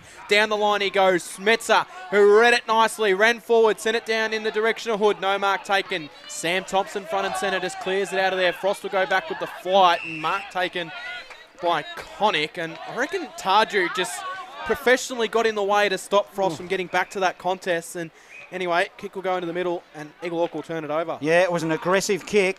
Thompson on the end of it. It's Ben. He gets tackled. Did very, very well. Ureta offering support was right. Then sweeping on it again. Ureta picked it up one hand, then just shoveled it forward. Ben Thompson wins it. It's a turnover. Gets the old 1-2. Gets it back. Eaglehawk through Thompson. Inside forward 50. It was a shallow kick. It was unfortunate because it bounced for O'Shannessy. It was fortunate for Eaglehawk, not for the Dragons. Bouncing, ball and goes through for a minor score. 28 playing 12, Sandhurst lead. They waste no time bringing the ball back into play. It'll go to Ireland. Ireland will go back to where it come. Marked in the goal square for the Dragons. Defensive side of 50. Short pass coming out. Wilkinson will take the mark. Good ball user, Been Wilkinson. a bit quieter on his lofty standards today, Matt Wilkinson. He's done a couple of good things though, Cam. Chips the short pass to Curnow. Retired, then unretired, retired again, and now unretired. Back out there, Bryce Curnow. Just loves footy. Chips the short pass to Smith. Defensive 50. They haven't really moved anywhere in the last minute, but they've held possession. Cooper Smith eventually told to go. Sends it down the grandstand side wing. Smetzer comes to the front. Didn't quite take the mark. Spills out. Connick knocked it forward, tried to get away. Evans got in the way of him and picked up the footy nicely. Good tackling by Connick. That was a good contest between Connick and Evans. Great contest. And we'll have a ball up centre wing position, grandstand side. Sandhurst's ability to win that ball that's kicked down the line and just get front and square has been amazing today. Frost won the tap, puts it down the throat of Butterick. Butterick gets collared, and we'll start again, restart. Yeah, Ball up. Butterick has gone to Tardrew. Good contest. Keep your eye on that one. Smetzer tapped it to Stagg of the Dragons. Quick on the left foot. Probably a fortunate kick. It was good enough, though, to Maxted. Turns and goes. He'll kick it to the top of the square. His target was Fergus Green. Back of the pack, Sam Thompson. Awkward-looking handball over the top. It's okay. It went to Ty Evans. They're keeping it in here. And the ball now will spill further afield. Eaglehawk now. They'll get out of jail. Handball. Mullins gives it to Coomer and he kicks it to the outer side wing. It's a long kick down the line. No mark taken for Sandhurst. Eaglehawk read it at the front of the pack nicely. It goes backwards to Mullen. Mullen keeps it alive. He's tight roping the boundary, but he does well to Ben Thompson, who was smashed by Curnow without the footy. That's a free kick. So free kick, Ben Thompson. 80 out from goal. Pull side wing. Can come in board if he wants. He's got Evans in board. Doesn't spot it. Decides to go long. Send it inside forward 50. Needs a fly. Clayton Holmes shoved off the footy. No free kick, but it might spill. O'Shannessy can paddle it to himself. He can run into the top of the goal square. Jack O'Shannessy. I don't think he meant it, but he kicked the goal. He tripped over his own 2 feet. Somehow got through to ball, and it's beaten everyone across the line for a goal. The Benny Hill music comes out, but the goal's scored, so he does not care. Jack O'Shannessy kicks his 38th goal of the season, and a much-needed goal for Eaglehawk. 2-6-18, the Dragons 4-4-28. 4 minutes gone in the third quarter. The score sponsor, Don Smallgoods, is Don is good. Live 25 for local fresh footy. Yeah, just an opportunist goal by Jack. Kept his feet, could have easily fallen over. And now, 10-point game, boys. Next goal, absolutely critical in this game. Centre clearances, contested footy. This is all what final footy's about, and whoever lifts in that area will win this game of footy. Frost versus Smetzer. Frost wins it there for Eaglehawk, but bursting through the pack, picking it up nicely, doing well was Thompson. Gives it off to a teammate who'll send it down the line. Running with a fly to the ball right. The Dragons picked it up neatly. Gives it to Keating. Keating of the Dragons. To Smetzer by hand. To right. Right steps around. Left foot. It was a neat, nice little pass. And he hits up Jacob Austin. Ollie Morris was able to chip the ball inboard to Wilkinson. Wilkinson then inboard again. Keating gets it. Centre of the ground. He'll come out wide. No one has really ran near Morris, and he was able to run up the ground 20 metres on his own. He received the next kick. It's a low ball inside forward 50. Langford read it best and dives in, takes the intercept mark for Eaglehawk. So, they just need to be careful here. It's a mark by Mullen. Mullen now of Eaglehawk. Spreads it further wide to Coomer. Coomer off half-back down the wing. He's got a player on in Nick Thompson's been good but couldn't quite mark it. Causes a turnover. Aggressive kick. Dragons through Tardrew. He directed traffic. He asked them to come forward and it was a little bit of a mistake. Come off the side of the boot. Turnover. Sam Thompson grabs it. Hurried kick. He goes to Coomer, who stands on defensive 50 for the Borough. That he does. Coomer then chips down the line, but it'll come back the other way. Island. I think a free kick's been pulled. I thought Island might have got into some space a little bit too easy. Yeah, absolutely poor kick there by Morris. He had Max said completely out on the lead and just went inside 50 to Eaglehawk, straight to Eaglehawk. So Nick Hall was the one that receives the free kick, centre wing, pull side. He'll go down the line. Coomer presents and he'll take the mark. Hard up against the boundary line. He wheels around onto his right, bangs it inside forward 50. Frost in a one-on-one with Island. Oh, Island used his body brilliantly and took the mark as well. Just bodied Frost out of it, and he marks. He can chip it back into the goal square for Brome. That's exactly what he does. Yes, Tardrew. Brome plays on, has one bounce, runs an extra 10 metres, and then pulls the kick a little bit in the direction for Campbell. Tom Bennett tracked after the footy, and it goes out of bounds for a boundary throw in right in front of our broadcast position. 10-point ball game.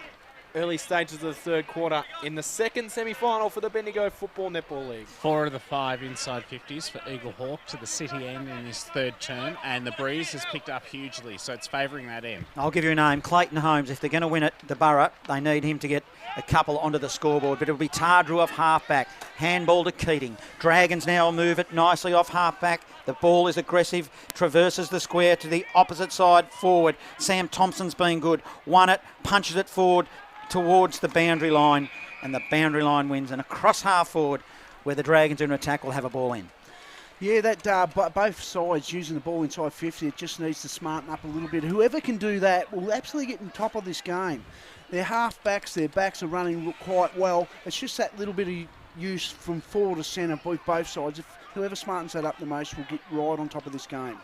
Frost got to the front, knocked it down, but it's sharked and sent inside forward 50 by Smith. It'll go to a one-on-one contest. No mark taken.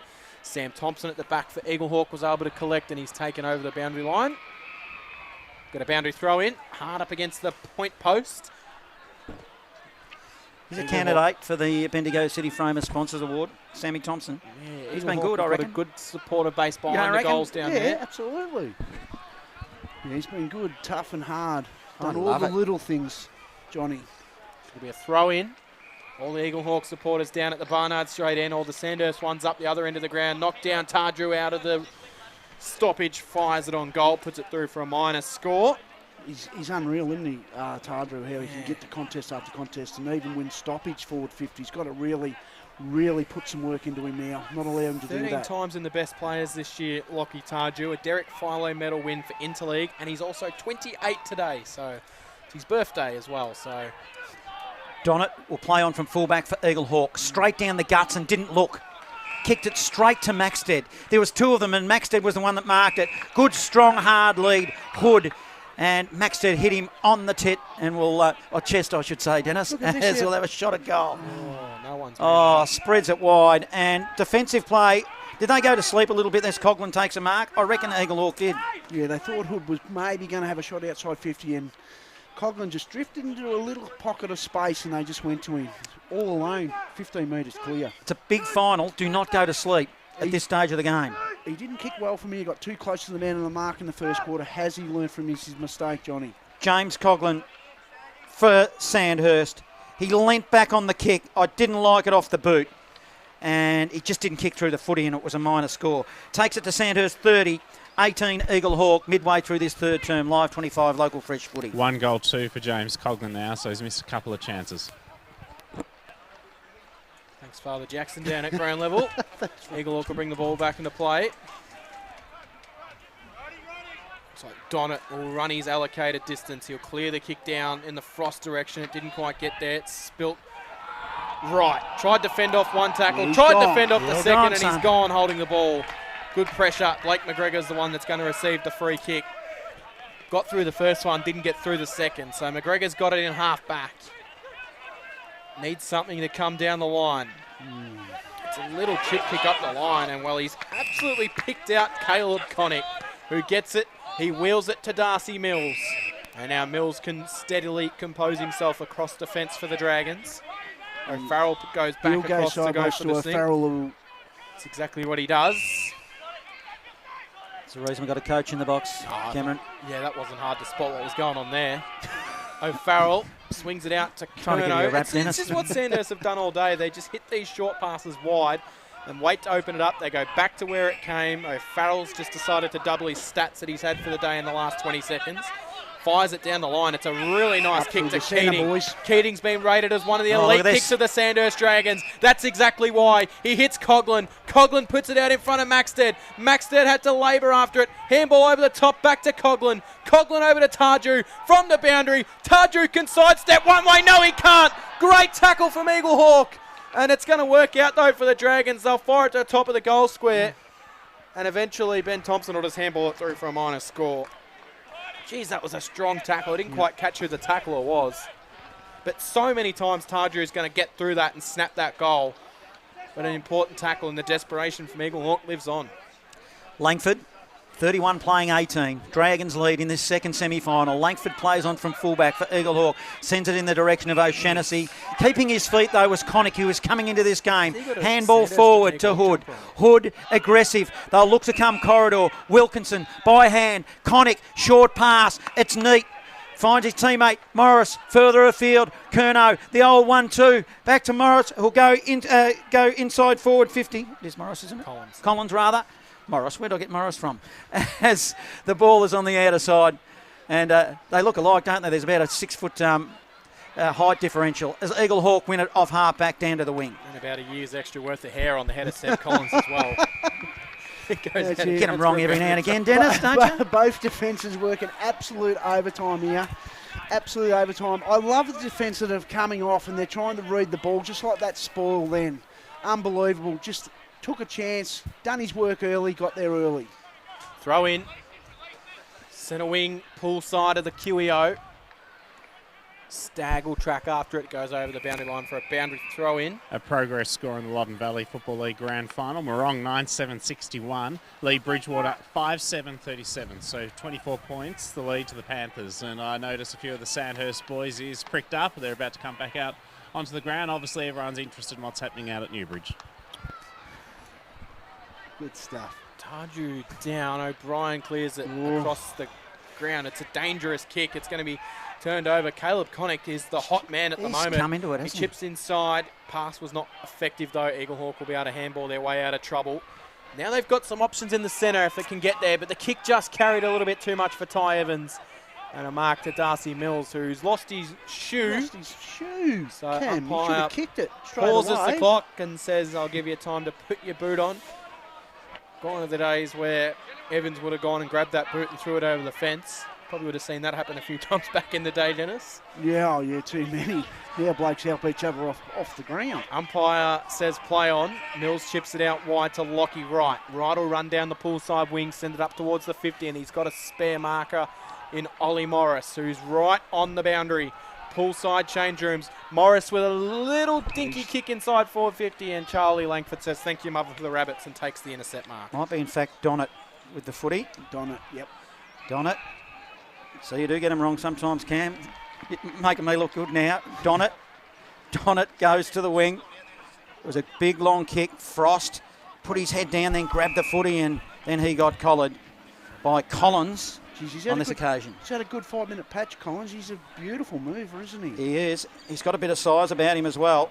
He'll go up in the ruck. He probably looked at Isley then when he went up in the ruck. Ball then spilled nicely to Morris of the Dragons. Inside forward 50. Jonty Neves at the back door for Eaglehawk will mop up. Then he'll go around the body and sends it straight back to whence it came and kicked it straight down the throat of Collins again for the Dragons. Johnny, if I'm not mistaken, you're up to 4 mistakes since 1984. Yeah, that's right. I'm going all right. Across the line, Curnow couldn't take the mark. It spills to Campbell, who went the volleyball tap to Curnow, who went the volleyball tap again to Campbell, who ran straight into the tackle. Didn't dispose of the footy at all. Umpire says play on. He was standing right there. Tarju emerges with the footy. He'll swing backwards to Mills. Mills has to just get rid of it. Jack Thompson was charging down on him inside. Maxted marks it inside forward 50. That all come back from being clean below your knees by Lockie Tardry. That was absolutely brilliant under pressure. Everyone else was kind of farting, fumbling around there, but he just went bang, and I'm just going to pick it up, and that can be the difference sometimes, give you that second. Feeds the footy back, inside 50, Maxted, good body work, mark. Kobe Maxted, 45 out directly in front. What are you doing, Cammy? You backing him? Yeah, he won't miss. Here we go. 21 goals on the season. Missed the last few rounds with a knee complaint, but he's back and firing. Maxted comes in for a big goal for Sandhurst to the Barnard Street end. And what did I tell you? He does not miss. Straight through the diddly stick. Kobe Maxted kicks another goal. His 22nd of the season for the dual Bendigo Footy League Interleague representative. And the Dragons get a steadying goal they needed in this one. 5-7-37 to Eaglehawk, 2-6-18. 16.5 played in the third quarter. Score sponsor Jason Westcott, Builder, Live 25, local fresh footy. His father, Jackson Saunders, at ground level. And that's 8 inside 50s to 4 now in this term. So Grints, they've made the most of that opportunity. A goal apiece in this term. Yeah, absolutely. Game high, 19-point margin now for the Dragons. Do something here, Eaglehawk. You need to. Halfway through this premiership quarter, the third term, as the ball spills to the wing. Hell without the footy, Evans will get a free kick. Clayton Holmes needs to do something here. Yeah, he will, mate, he will. Ireland's been super down there, so is Curnow in the back half. Short pass. I'd like him to get it in quicker to Clayton, though. Now Sandhurst is flooded back. Butterick, yeah, they're not making it easy for him. Holmes. Absolutely no space to lead into at all. Short pass, barely the required distance was okay. Hits his target. This in bloke's Nick a chance Thompson. from here. Nick Thompson from 65, top of the goal square. In fact, beyond, almost to the goal line. But Sandhurst effectively kill it for a minor score. Eaglehawk 19, Sandhurst 37, live 25, local fresh footy. Making it really hard for Eaglehawk to score here, Sandhurst. Waste Their no time bringing the defence ball just back into flooded. play. Wilkinson takes the mark for the Dragons in the back pocket. Can go the short pass to Keating if he wants to. Decides to go even shorter to Ureta. Essendon VFL listed player Dayton Ureta. Played a lot of the footy with them this year. Chips the pass to Stagg. So Stagg has it just outside defence of 50. Not a lot going on ahead of the footy. He's forced to play on. Sends it down the line. No mark taken. Frost will try and claim it. He tried to tap it to himself about 4 or 5 times. Umpire having none of it. Spills to ground. Maxted dropped it. Evans grabbed without the footy. Will receive the free kick. It's really interesting when blokes just hold on around that contest. They're not watching the footy. Evans Give away cross defensive 50 for Eaglehawk. Jesus. Not a lot to go to. Sandhurst are just set up so well defensively. It's a dangerous kick across the ground, but it works out okay for Neves. Neves sends it further down the line and finds Mullen. Centre wing position, pool side of the ground. Mullen now. They're not moving it quick enough when they're up on the wing. They're giving Sandhurst, look, they're flooded down there. Having said that, he's picked out a target there, Dennis, but they're just holding on for it too long. Thompson is out. It's Jack Thompson. He dropped a mark he should have taken at 51 metres. He dances a little dance on the left. He's got a player in board and hits him. Brother. Gee whiz, they made hard work of that. Hits Ben Thompson directly in front. At least they're trying to open up. I tell you what, Sandhurst get back and defend so well, and they're set up behind the footy, so you have to go laterally to come in sideways. So that was absolutely brilliant by Eaglehawk. Ben Thompson, they had a bit of the brotherly love going on. Directly in front, needs to kick it, needs to tighten this margin. In his third term, he scissor kicked it. He wasn't confident, didn't make the distance, spill wide. McGregor tries to pick it up one hand and it comes off fingertips and goes over the boundary line for a ball in. Metres around from goal. Which way's the wind going now? Barnard Street in. Well, it's unusual if it is. Where's Father Jackson? Where is he? It's swirling at the moment. I'm having a rest on the pine, actually. Here he is. He's been working so hard all day down there. The hardest job in all of Bendigo footy at the moment. Father Jackson at ground level. They're actually aluminium. They're not the They top are. anymore. True. I've got You got me there. 2 behinds to Ben Thompson and one out of bounds as well. So he hasn't had the greatest day in terms of set shots. Isley goes into the ruck, but it's one down by Collins, taken away by Hall. Backwards, Bennett. Handball forwards, Ben Thompson. Ben Thompson got it off. It'll be a flying shot towards the top of the goal square for Eaglehawk. It'll be marked at the top of the goal square. The kick came from Isley, I reckon. And the mark has been taken right on the top of the goal square. And this is a big moment in this game for Eaglehawk.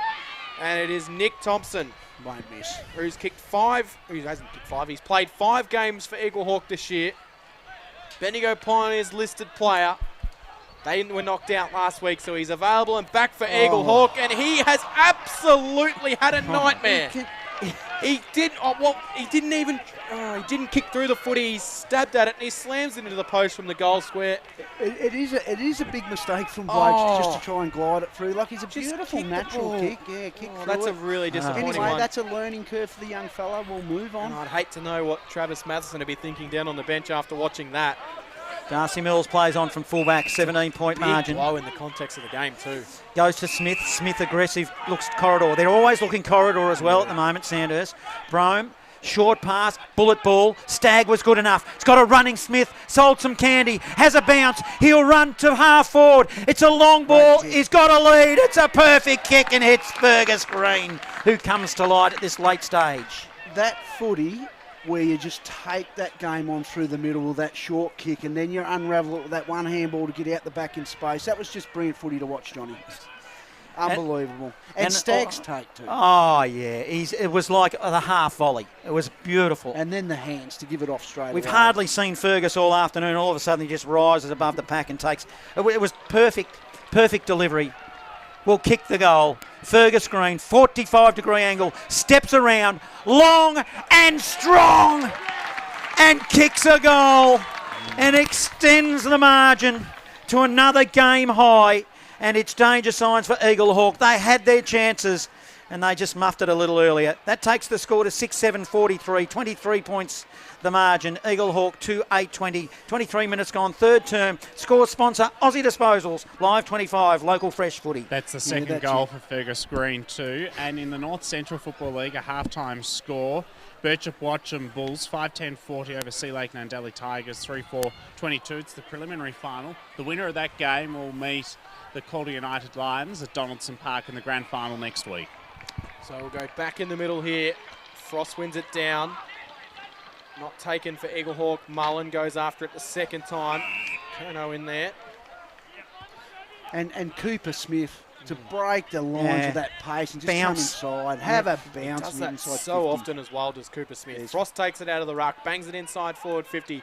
Can he get someone to fly out at O'Shaughnessy? Can! Juggling. Couldn't mark it. McGregor gets it tackled straight away, holding the ball for a ball up. You've got a big job picking the Bendigo City Framers $100 sponsorship award this afternoon, Dennis. Hasn't he, Cameron? Yes. We've still got a long way to go yet in this game. $100. Right-hand forward pocket. Umpire throws the ball up. Hall goes up the ruck, knocks it down. No one from Eaglehawk able to get the clean possession. They try and burrow their way through it. Spills out. Evans. Ireland takes it over the boundary line. Rather unassisted in the end. Just happy to see it over for a minor score. And the lead is now 22 points in favour of Sandhurst. 6 goals, 7 plain. 2 goals, 9.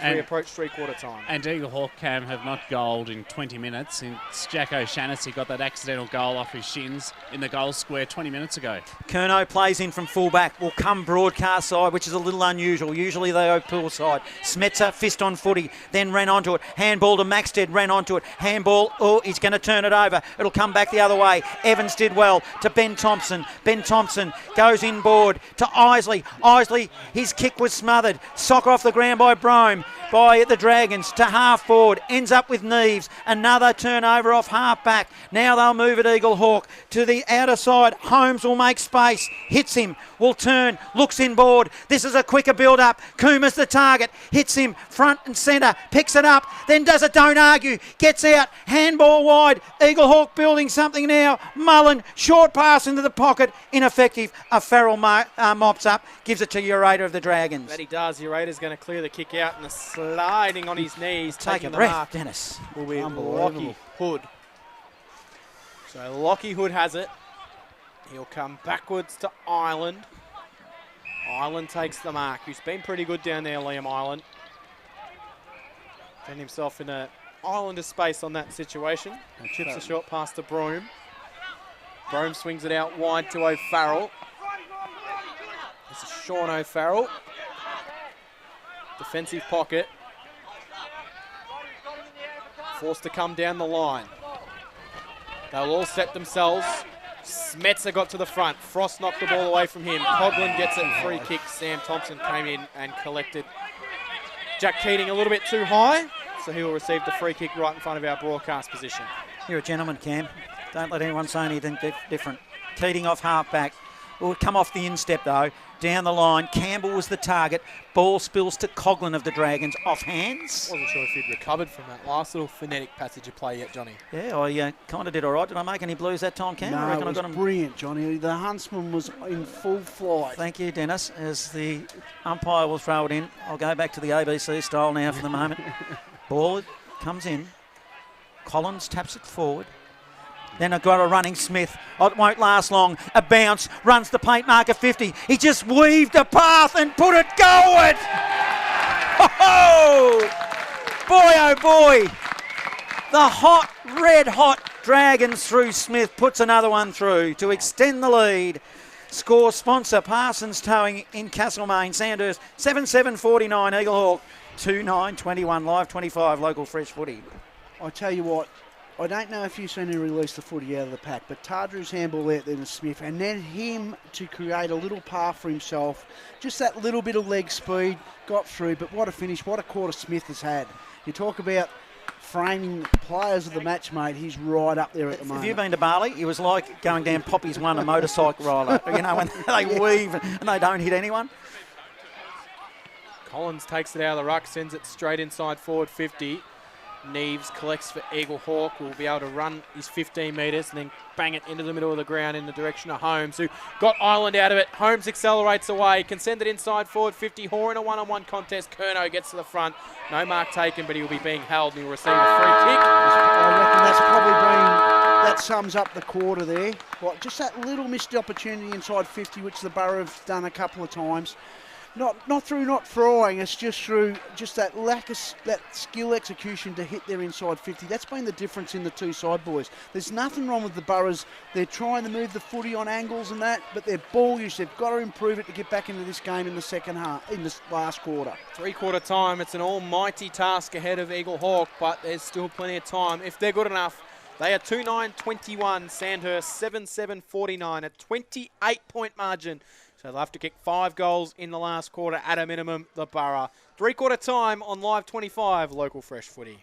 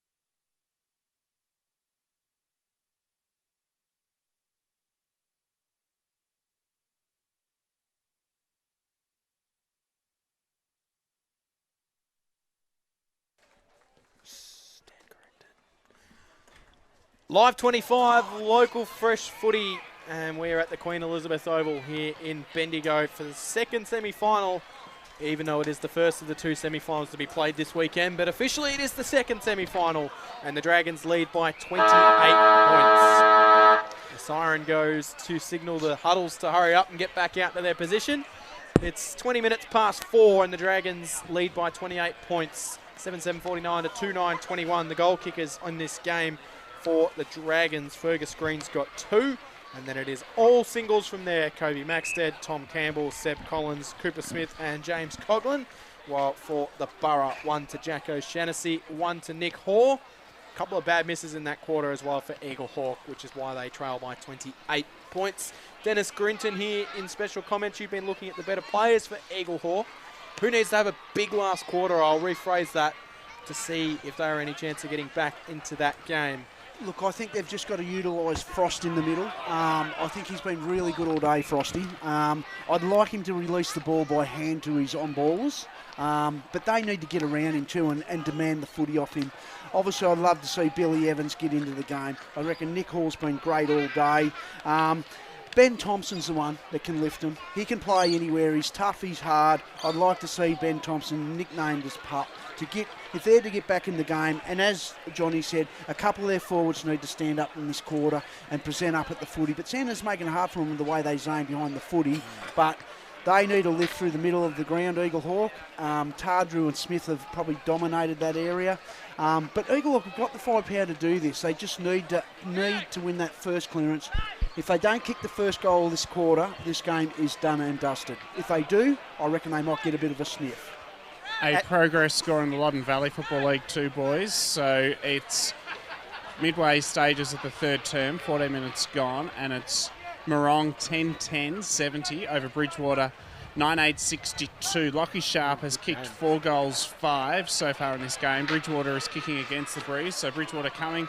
The messages at three-quarter time here at the QEO for Sandhurst.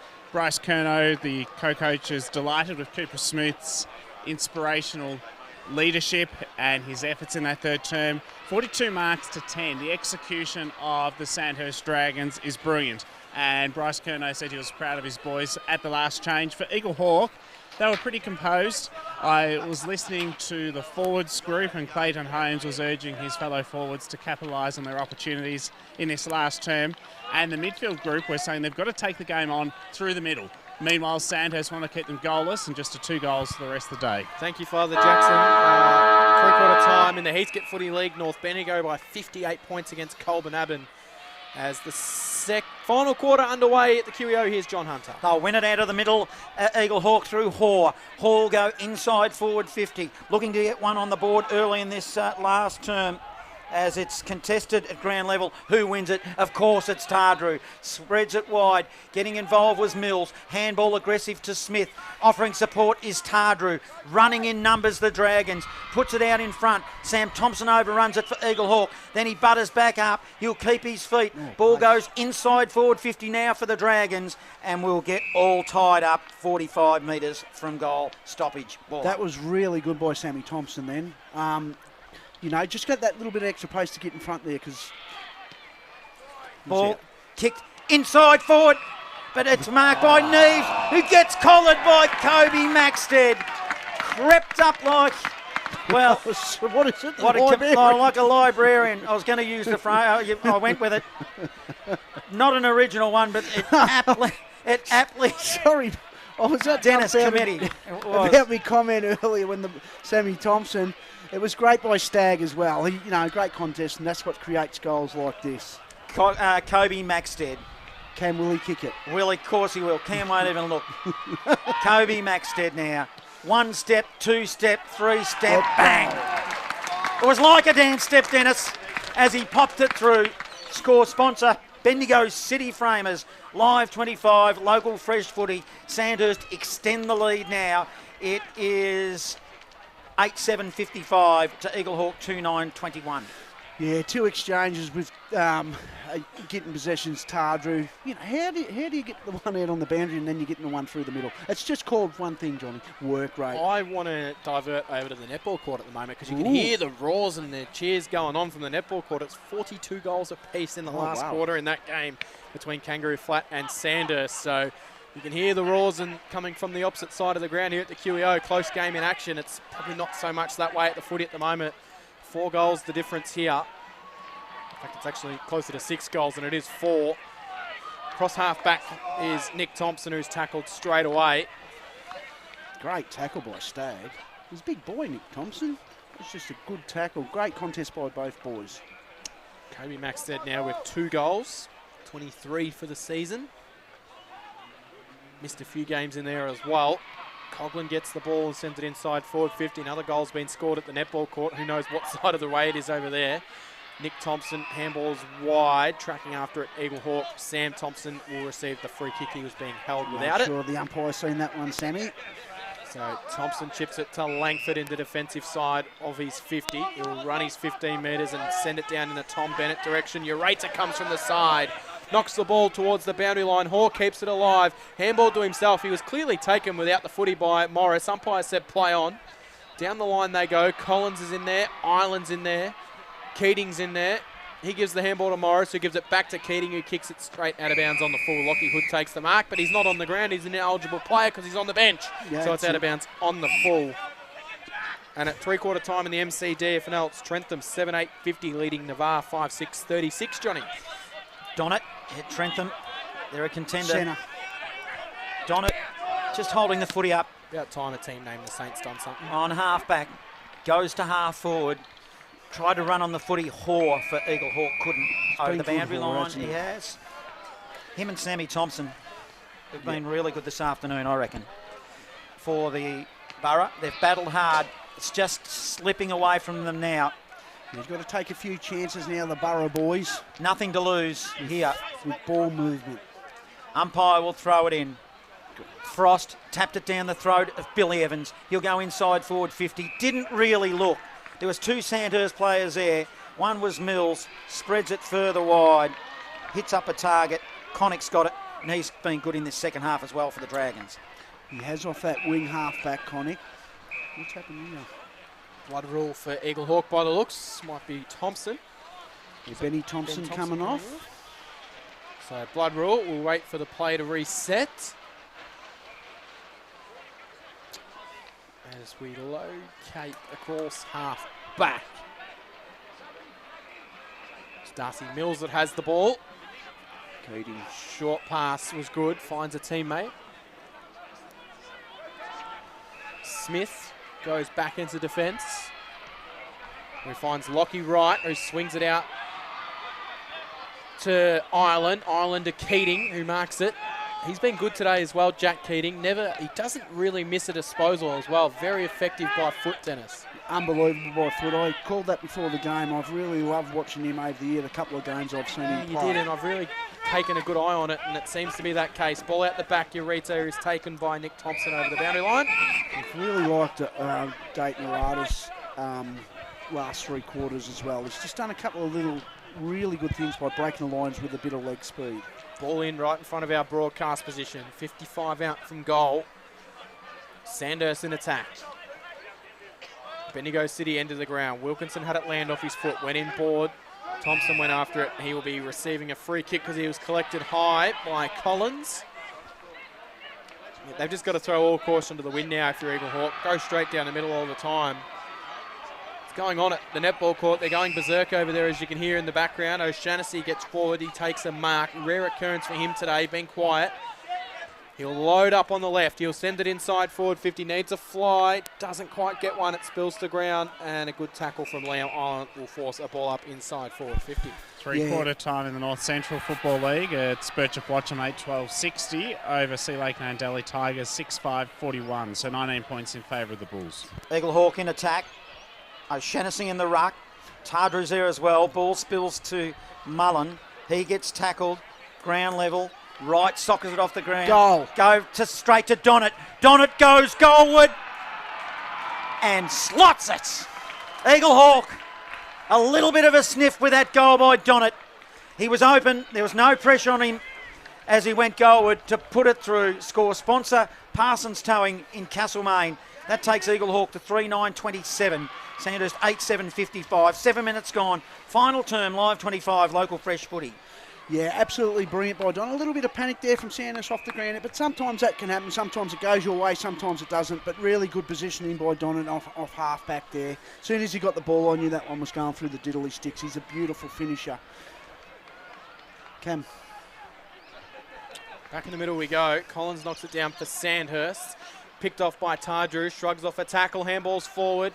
Coughlin went with it. He might have been taken without it. Umpire says play on. Ureta got a hand in there for Sandhurst. Sends it inside forward 50. It should be a chance here for O'Brien. He just dropped the mark. It spills to the advantage of Sandhurst. Spills out wide.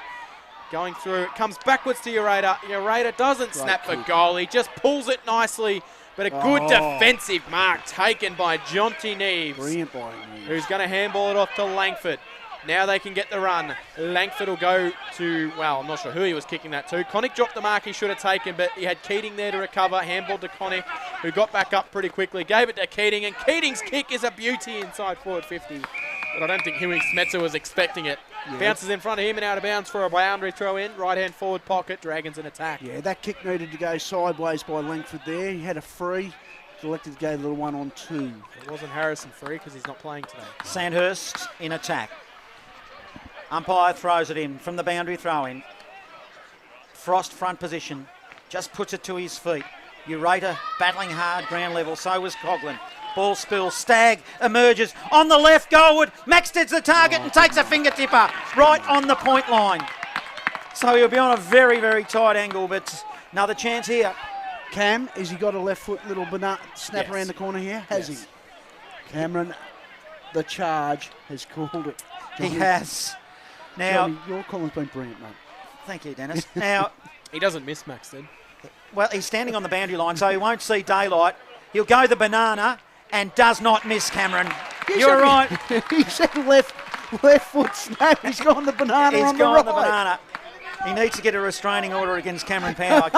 Cam Power loves him. And why wouldn't you? With another one. How many's a kick, Cam? You'd have it written down. 3. 9-7-61 Sandhurst. 3-9-27 Eaglehawk. 10 minutes gone. Final term. Score sponsor. Don Smallgoods. Is Don is good. Hasn't that been a battle for the ages? Neves and Maxted. You know, you kick 3 or 4 as a forward. They probably... but Neves has been so good all day, you know, defending that ball coming in. But Maxted, geez, he takes his opportunity, boys. He just doesn't miss, does he? Ureta takes it out of the middle, handballs it off to Austin. Austin goes to Keating, who gets into some space, sends it up towards Maxted again. Good punch by Neves. That's the battle you've been talking about, Dennis. Yeah, Jonty Neves knocks it. He runs backwards. Maxted's gone to the bench, so Jonty says, I might follow you. And he goes off the ground as well. Yeah, Sanders just starting to get on top at stoppage here. Eagle need to control that part of the game to really have a crack at the second half of the last quarter. Throw in, 60 out from goal. Knocked forward by Collins straight to the boundary. It's hit the boundary umpire and stayed in play. No, it falls over. What is it? It almost so worked out to Ben Thompson. Play, is that stays in? Oh, yeah. wow. Yeah. It's like I used to play for Chute in the MCD FNL. They used to have power lines above the ground, and when it hit the power lines and dropped, it was still in play. There's some electrifying footy out there by the sounds, Johnny. They were a good team back in the day, Chute Footy Club. Still, whatever happened to Chute Footy Club? They I disbanded. found out Corongvale had a team last week. Of course they did. I never knew that. Not much Back in the day. Corongvale. Yeah. No, Imagine saying you played for Corongvale. some footy clubs have sadly seen the other side. I don't think Corongvale's seen too many people over the last few years. We've still got a game of footy out here. Have you lost interest, Cameron? No, I'm just waiting for the ball. It's been in the stoppage the last few seconds here. It's not over yet. It's one down. Eaglehawk will clear. It's not over. It was just a very stoppage-heavy kind of few minutes. Isley was collected over the head by Ireland. Umpire saying play on. Banged up towards centre-half forward. Frost will come in from the side. Couldn't take the mark. Trying to emerge with the footy. There's Aidan Hanley. Did well. Sam Thompson. Short pass. Jack Thompson will be on the end of it for Eaglehawk, and swinging in, making a good tackle is the opposing 28, Cooper Smith, who might have fallen into his back. So free kick. They move on quickly, though. The Eaglehawk, the two Blues. Budrick gave it off to Thompson. Thompson sends it up towards centre-half forward. Couldn't quite find it, though. Eaglehawk, Sandhurst have got the numbers, and they'll clear the kick up the line. It'll land to Lockie Hood, who dropped the mark as he was sliding to his knees. Spills out to Ureta. Ureta over the top to Cooper Smith. He's got options galore inside forward 50. One of them was Fergus Green, who's going to get a free kick for a chop of the arms. Probably the least of the three options in terms of who had the space. But he made it work, and Fergus Green will line him up for goal underneath the scoreboard. What are you pointing at there? Oh, just a clever little kick by Smith again. Jeez, he's been outstanding all day, but this second half, he's really had his own footy. And what about Fergus Glee's vertical leap? Like, Charlie Langford had no hope there. Did an absolutely amazing job to even make a contest of it, to be fair. So he might be a contender for our Bendigo City Framers Best On Ground Sponsors Award. The captain.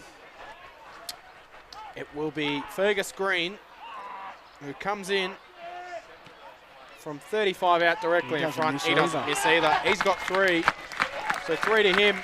And the Dragons move to 10-7-67, leading Eaglehawk in this contest. And not quite game, but very close to, I'd say, Dennis. It's 3-9-27. Score sponsor is Parsons Towings and Castlemaine on Live 25 local fresh I dare say if you've got to kick 7 in the last 15 minutes of this game and you've kicked 3 for the game, Cam, it's nearly curtains. But look, Sandhurst have just used the ball better going inside 50, and when they have had their opportunity to kick a goal, their key forwards, they just don't miss. 8 minutes into the last quarter, and it's Trentham leading Navarre by just 3 points.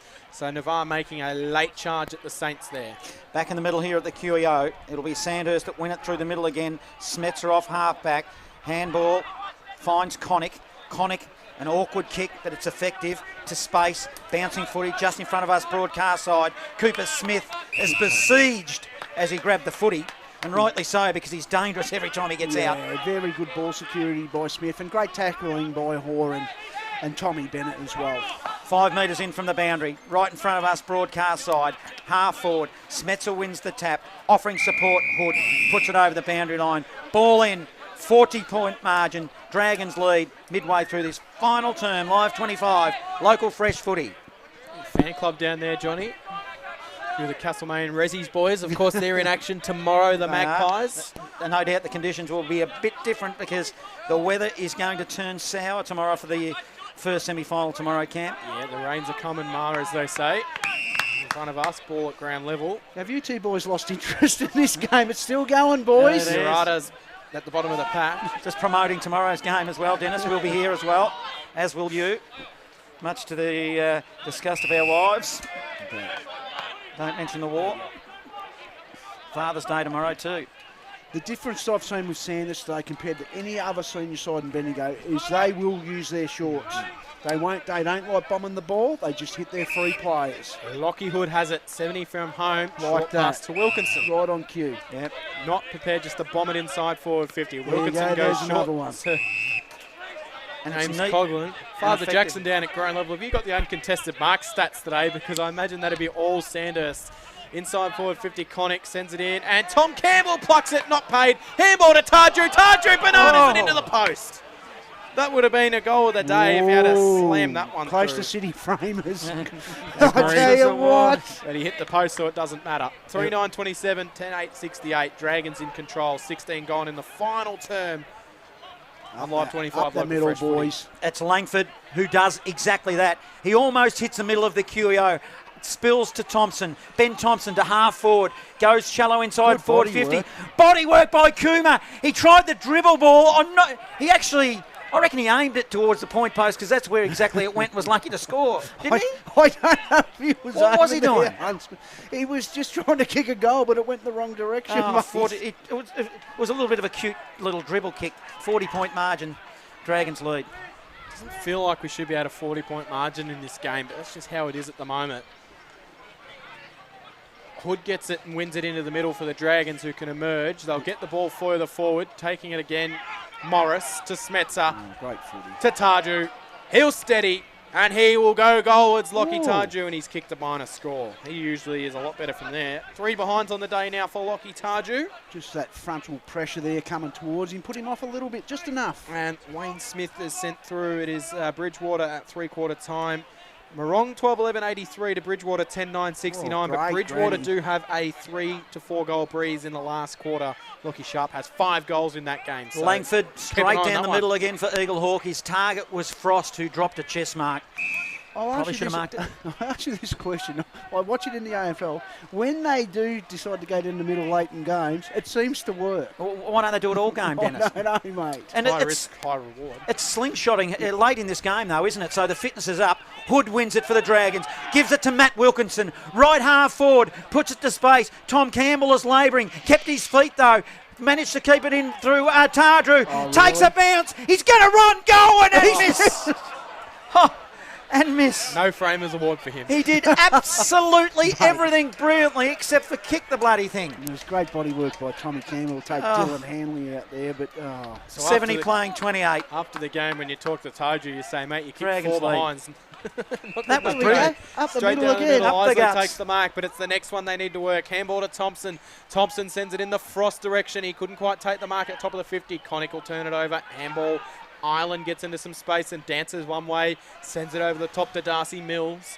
Mills can then send it down the poolside wing, and James Coughlin's in a paddock. He takes it. He quickly moves on the handball. They'll run it inside forward 50, the Dragons, and Maxted will come diving in, and that is why that play is high risk, high reward, because if you turn it over, it's going to come back the other way as quickly as it went down that way, Dennis. Absolutely, mate. You know what I love about the Dragons? They just give it to the bloke that's in the right position. Regardless of who it is, let's just give it.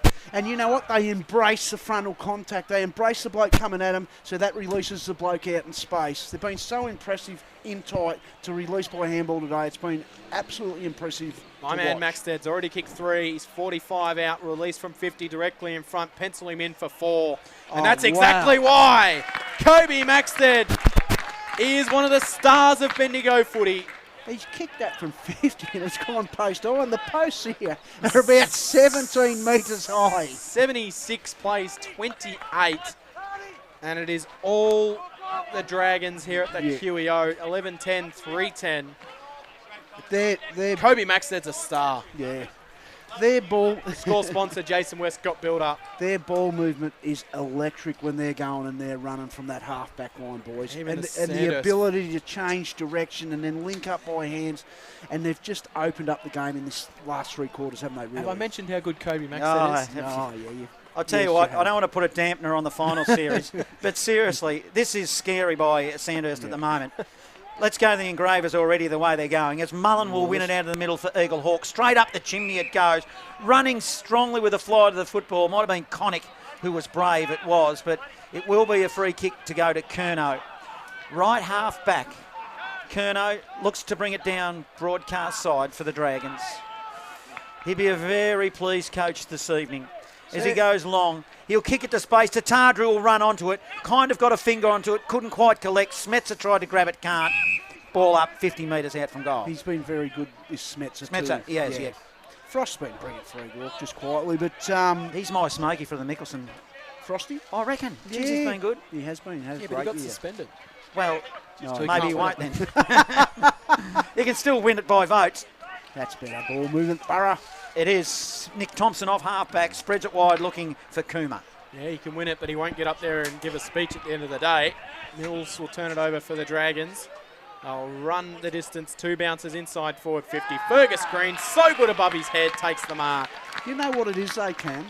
That vertical leap at the last minute to take the ball at the highest point in his time. It gives defenders absolutely no chance to get a punch in, does it? And Charlie Langford is on it, like I'm saying, he's nearly the imprint number on his back. Yeah. That's how good that vertical leap is, nearly unstoppable. But good ball use coming inside 52. Put it in grass in front of him and say, just do your work. When they talk about them coming out and marking the ball at the highest point, that's exactly what Fergus Green does.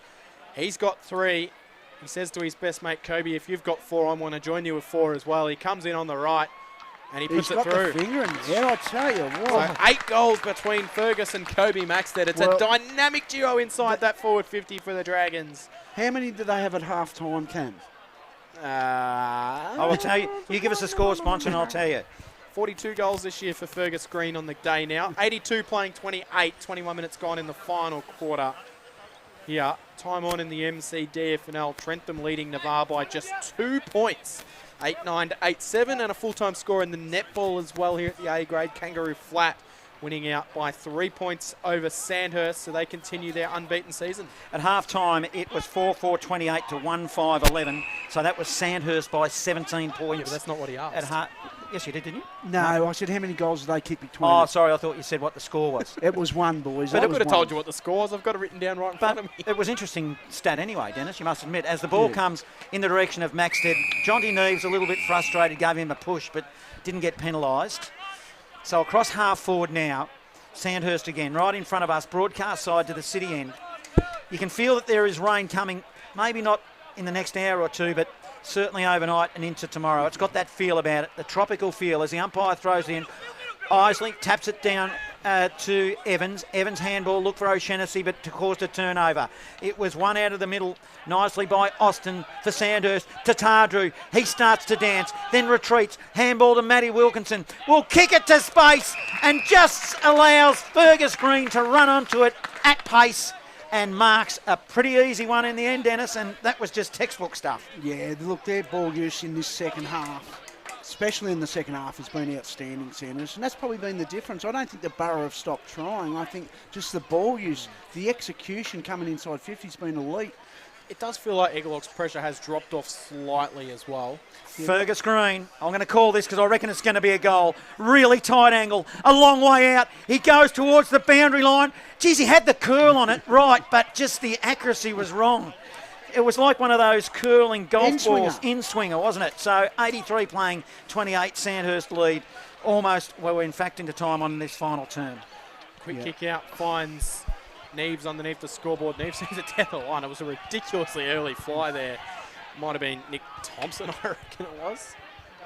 No, Jack Thompson. It was one of the Thompson boys. So Thompson, free kick Sandhurst, inside forward 50 they go. Tardrew uses the body, but floating in front, Neves couldn't quite take the mark, but he's able to handball it out wide.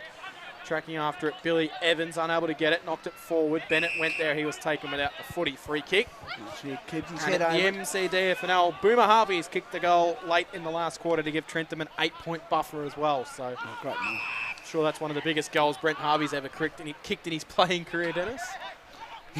That's it, Cam. I'm watching this one, mate. Into the middle they find Isley. Isley then plays on quickly, kicks it straight to Curnow and marks on his chest. Curnow swings it wide to Keating. Keating can come over the top to young Austin. Austin slippity, sloppity, still able to take the mark. He's been good. Austin wheels around on the right, sends the high ball inside. Fergus Green, the target again, and he takes it one-handed. No, he drops it at the last second. I thought he'd done enough to wheel that in with the one arm on his waist, I guess you could call I'll it. tell you what, young Austin in the second half, he was good early, but in the second half, he's really come into the game. He's been magnificent, Jacob Austin. He's been really good. Seen him about 4 times now as well. And at Newbridge, boys, 5 minutes into the last term, Kane Robbins has kicked 2 goals for Morong, so they're out to a 26-point lead against Bridgewater in the grand final. Is that 4 in a row for the Panthers, you reckon, Jacko? It will be, so still plenty of time to go, but 26-point lead 5 minutes into the last term is significant. O'Farrell wins the ball in the middle, sends it inside forward 50, and James Coughlin takes the mark for the Dragons. Just inside the 50, Dennis? It's just that lowering of the eyes again, mate, to hit your target inside 50. Didn't bomb it in. Burrard set up really well behind the footy there, but he just lowered his eyes and hit the bloke coming out into a little bit of space. Coughlin again going for his second. So Coughlin will come in. He'll kick it right on the 50. Oh, he's just going to chip it short off. No one from Eaglehawk standing on your radar, and that was magnificent. Straight to Dayton Ureta. He marks it 30 out directly in front. I might have called this earlier, boys, that they don't care who they give the footy to. They just lower their eyes and they'll hit that short. It's been very impressive. They're a little bit different than all the other sides inside the top 5, and probably that's why they're on top of the ladder and really unbeatable. I love what Dayton Ureta's done. 35 out directly in front, and he kicks the goal. Does Dayton Ureta, and the Sandhurst Dragons are into the grand final for season 2025. The first ticket 1A, I guess you could call it. And they've got their ticket punched into the grand final. 13-11-89 playing 3-10-28. And they'll get a week off next week, and they will be able to prime themselves for another assault at another grand final as well, Dennis Gritton. Yeah. Look, Eaglehawk will have to come back here next week. They're not out. But they will face the winner of tomorrow's game, Gisborne and South Bendigo. A few injury concerns for both sides heading into that game tomorrow, so that's promising to be a good game of footy as well. Looking forward to that, Cam. And speaking of grand finals, Trentham are also through to the grand final in the MCD FNL thanks to Paul Wicks. Trentham 9-9-63 to Navarre 8-7-55.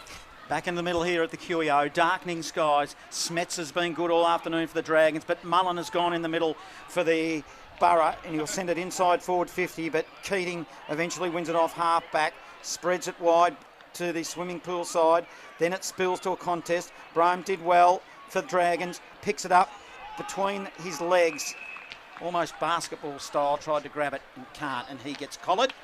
And at 49 metres in attack, Eaglehawk, ball up. Boys, I did say unbeatable. I'll retract that. So they are beatable, but at the style they play is very hard to beat. Eaglehawk will send it inside through Ty Evans. It's going to go right to the line. It might even nearly bounce through. It's a free kick in the goal square to Eaglehawk. And it will go the way of Clayton Holmes, who's had a bit of a... hasn't had a chance to really get himself into this game at all today, has he? Oh, well, he was dynamic early, and then the game unfolded with Sanders really dropping the numbers behind the ball, and he's found it hard to find a little bit of space for himself, but it's been a hard day for them. So he puts through the goal, Clayton Holmes, his first of the day. He did kick 4 goals last week. Is that his third? No, he kicked 4 last week, so he's got 1 today. Oh, yeah. Okay, thanks, Cam. So Sorry. they've only kicked 4 goals themselves, Eaglehawk. So, and he hasn't been able to get himself into the game, Clayton Holmes. 13-11-89 to Eaglehawk, 4-10-34. As we approach full time, Sandhurst will be playing off in a grand final in 2 weeks' time. And 3 grades. Again, all 3 grades of footy, under 18s, reserves and seniors. They won all 3 grades last year. And geez, it's going to be a very tough ask for anyone to beat them in any of these 3 grand finals again. Very impressive. They're only allowed to have 20 points next year in the player point allocation. Most of these players, there's a lot of 1-point players out there for Sandhurst. Their junior retention has been magnificent. Yeah, they're a super club. They've been around a long time, one of the oldest clubs in Central Victoria as well. The last 4 possessions of play straight out of that middle are all Sandhurst junior players as well. So. Yeah, professionally run. We experienced that from Bendigo's Fresh FM's perspective as well. They're good to deal with, and they're going to make a big impact again in the final series. Coughlin's been good. He marked it, then he puts it inside forward 50 looking for Tardrew. Won by Hood. Hood spills a handball, which was okay to Austin. Then he gives it to Ureta, who's been good. And they're just mucking around with it a little bit, and Tardrew's on his haunches. And a hurried kick now that'll go, and in fact it'll turn over, and Eaglehawk on a series of handballs ends up with Bennett. Bennett will go short and ineffective and turned it over. Kicked it straight to Lockie Hood.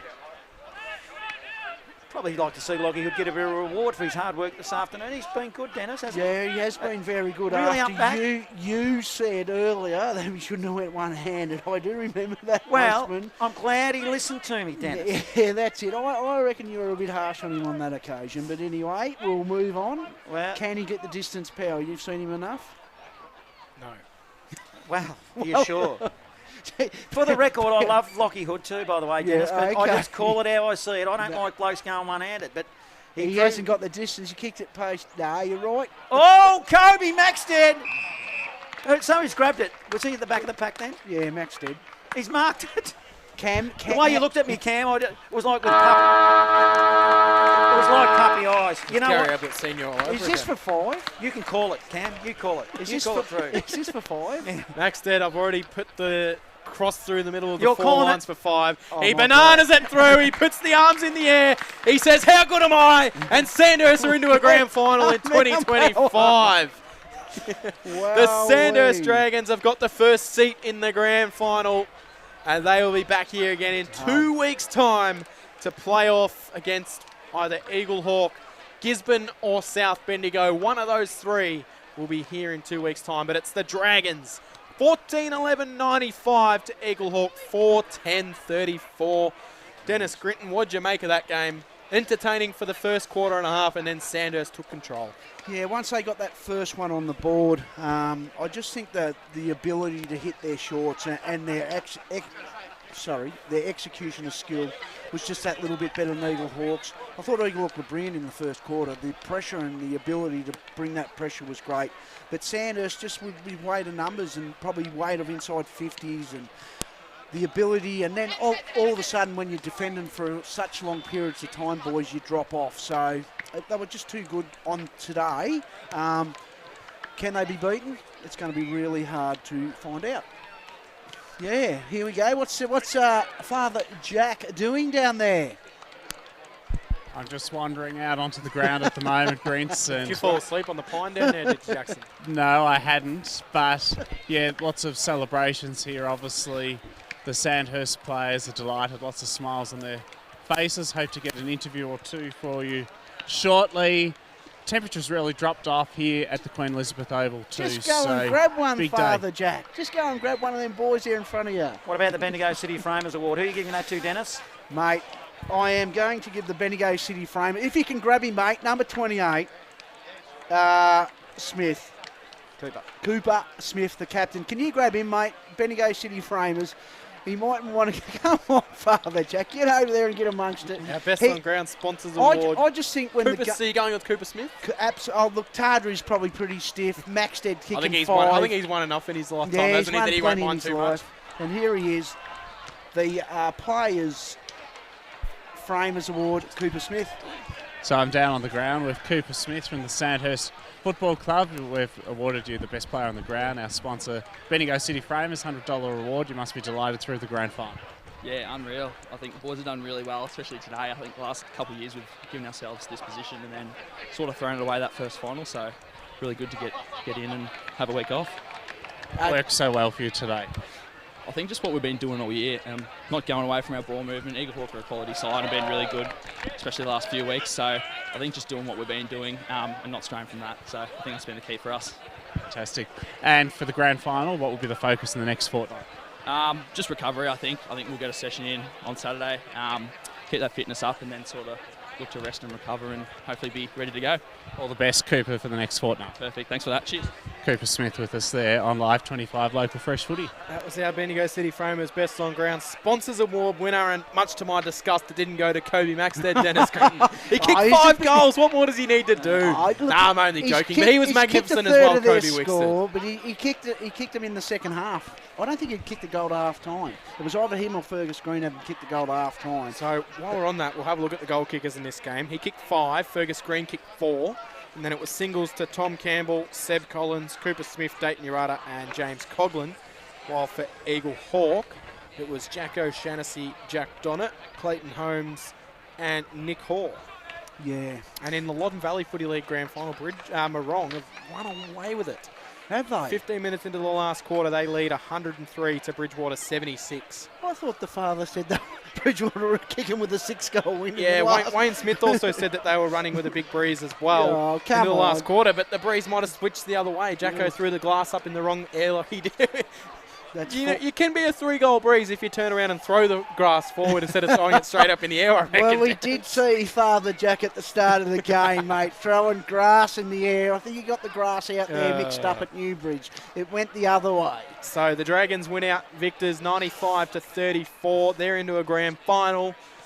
Tomorrow's game, Dennis, you'll be back tomorrow for tomorrow's game as well. Yeah, I've been a little bit out of practice today with my special there's a lot of injury concerns for that game tomorrow to look into. Who are you looking at? A couple of watches to see if there might be a late change or two. Obviously, the big news during the week for Gisborne, Jack Reaper confirmed ACL, so he's out for this year and next year as well. And with him going down, I think that's almost enough to put a line through him, but I think it's almost enough to say South Bendigo would go in as favourites tomorrow.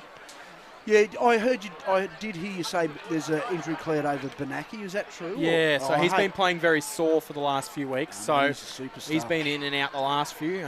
Jack Fallon from South Bendigo as well, potential injury watch as well. So plenty of names to keep an eye on for tomorrow's game, but yeah, I feel like South will go in with favourites. But if the weather's going to team down like Johnny's been telling me it is for the last 10 hours. Calling everyone else Jane Bunn, but he's been walking around the back of this box saying, it's going to rain tomorrow, bring your raincoats and umbrellas. I can't even say that word. But anyway, he's been up and about. So if it rains tomorrow, who do you think that favours?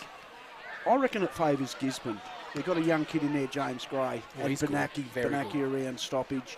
Although South Bendigo last week around stoppage through the centre of the ground, that's what won them the game. Yeah. I thought they were early on their inside 50s were magnificent. Late in the game, they bombed it into their forwards, but that got Strath back into the game. But, it's a toss of the coin, really. Like, if Reaper doesn't play, well, that's a big plus for South, isn't it? He's not going to play. He's done an ACL. What do you reckon, Father Jack? Well, I think it'll be a win to South Bendigo. I just sense they've got more goal-kicking power. Yeah, they have got a good forward half. Better form too, the Bloods. Yeah, I think South's form's a lot better than Gisborne's at the moment. So the ruck I'll be is leaning also towards South. A question mark for me. Like Braden Blake, their gun is obviously out with a torn They're a bicep different side in without ruck. him there, basically. And they've got a youngster doing a great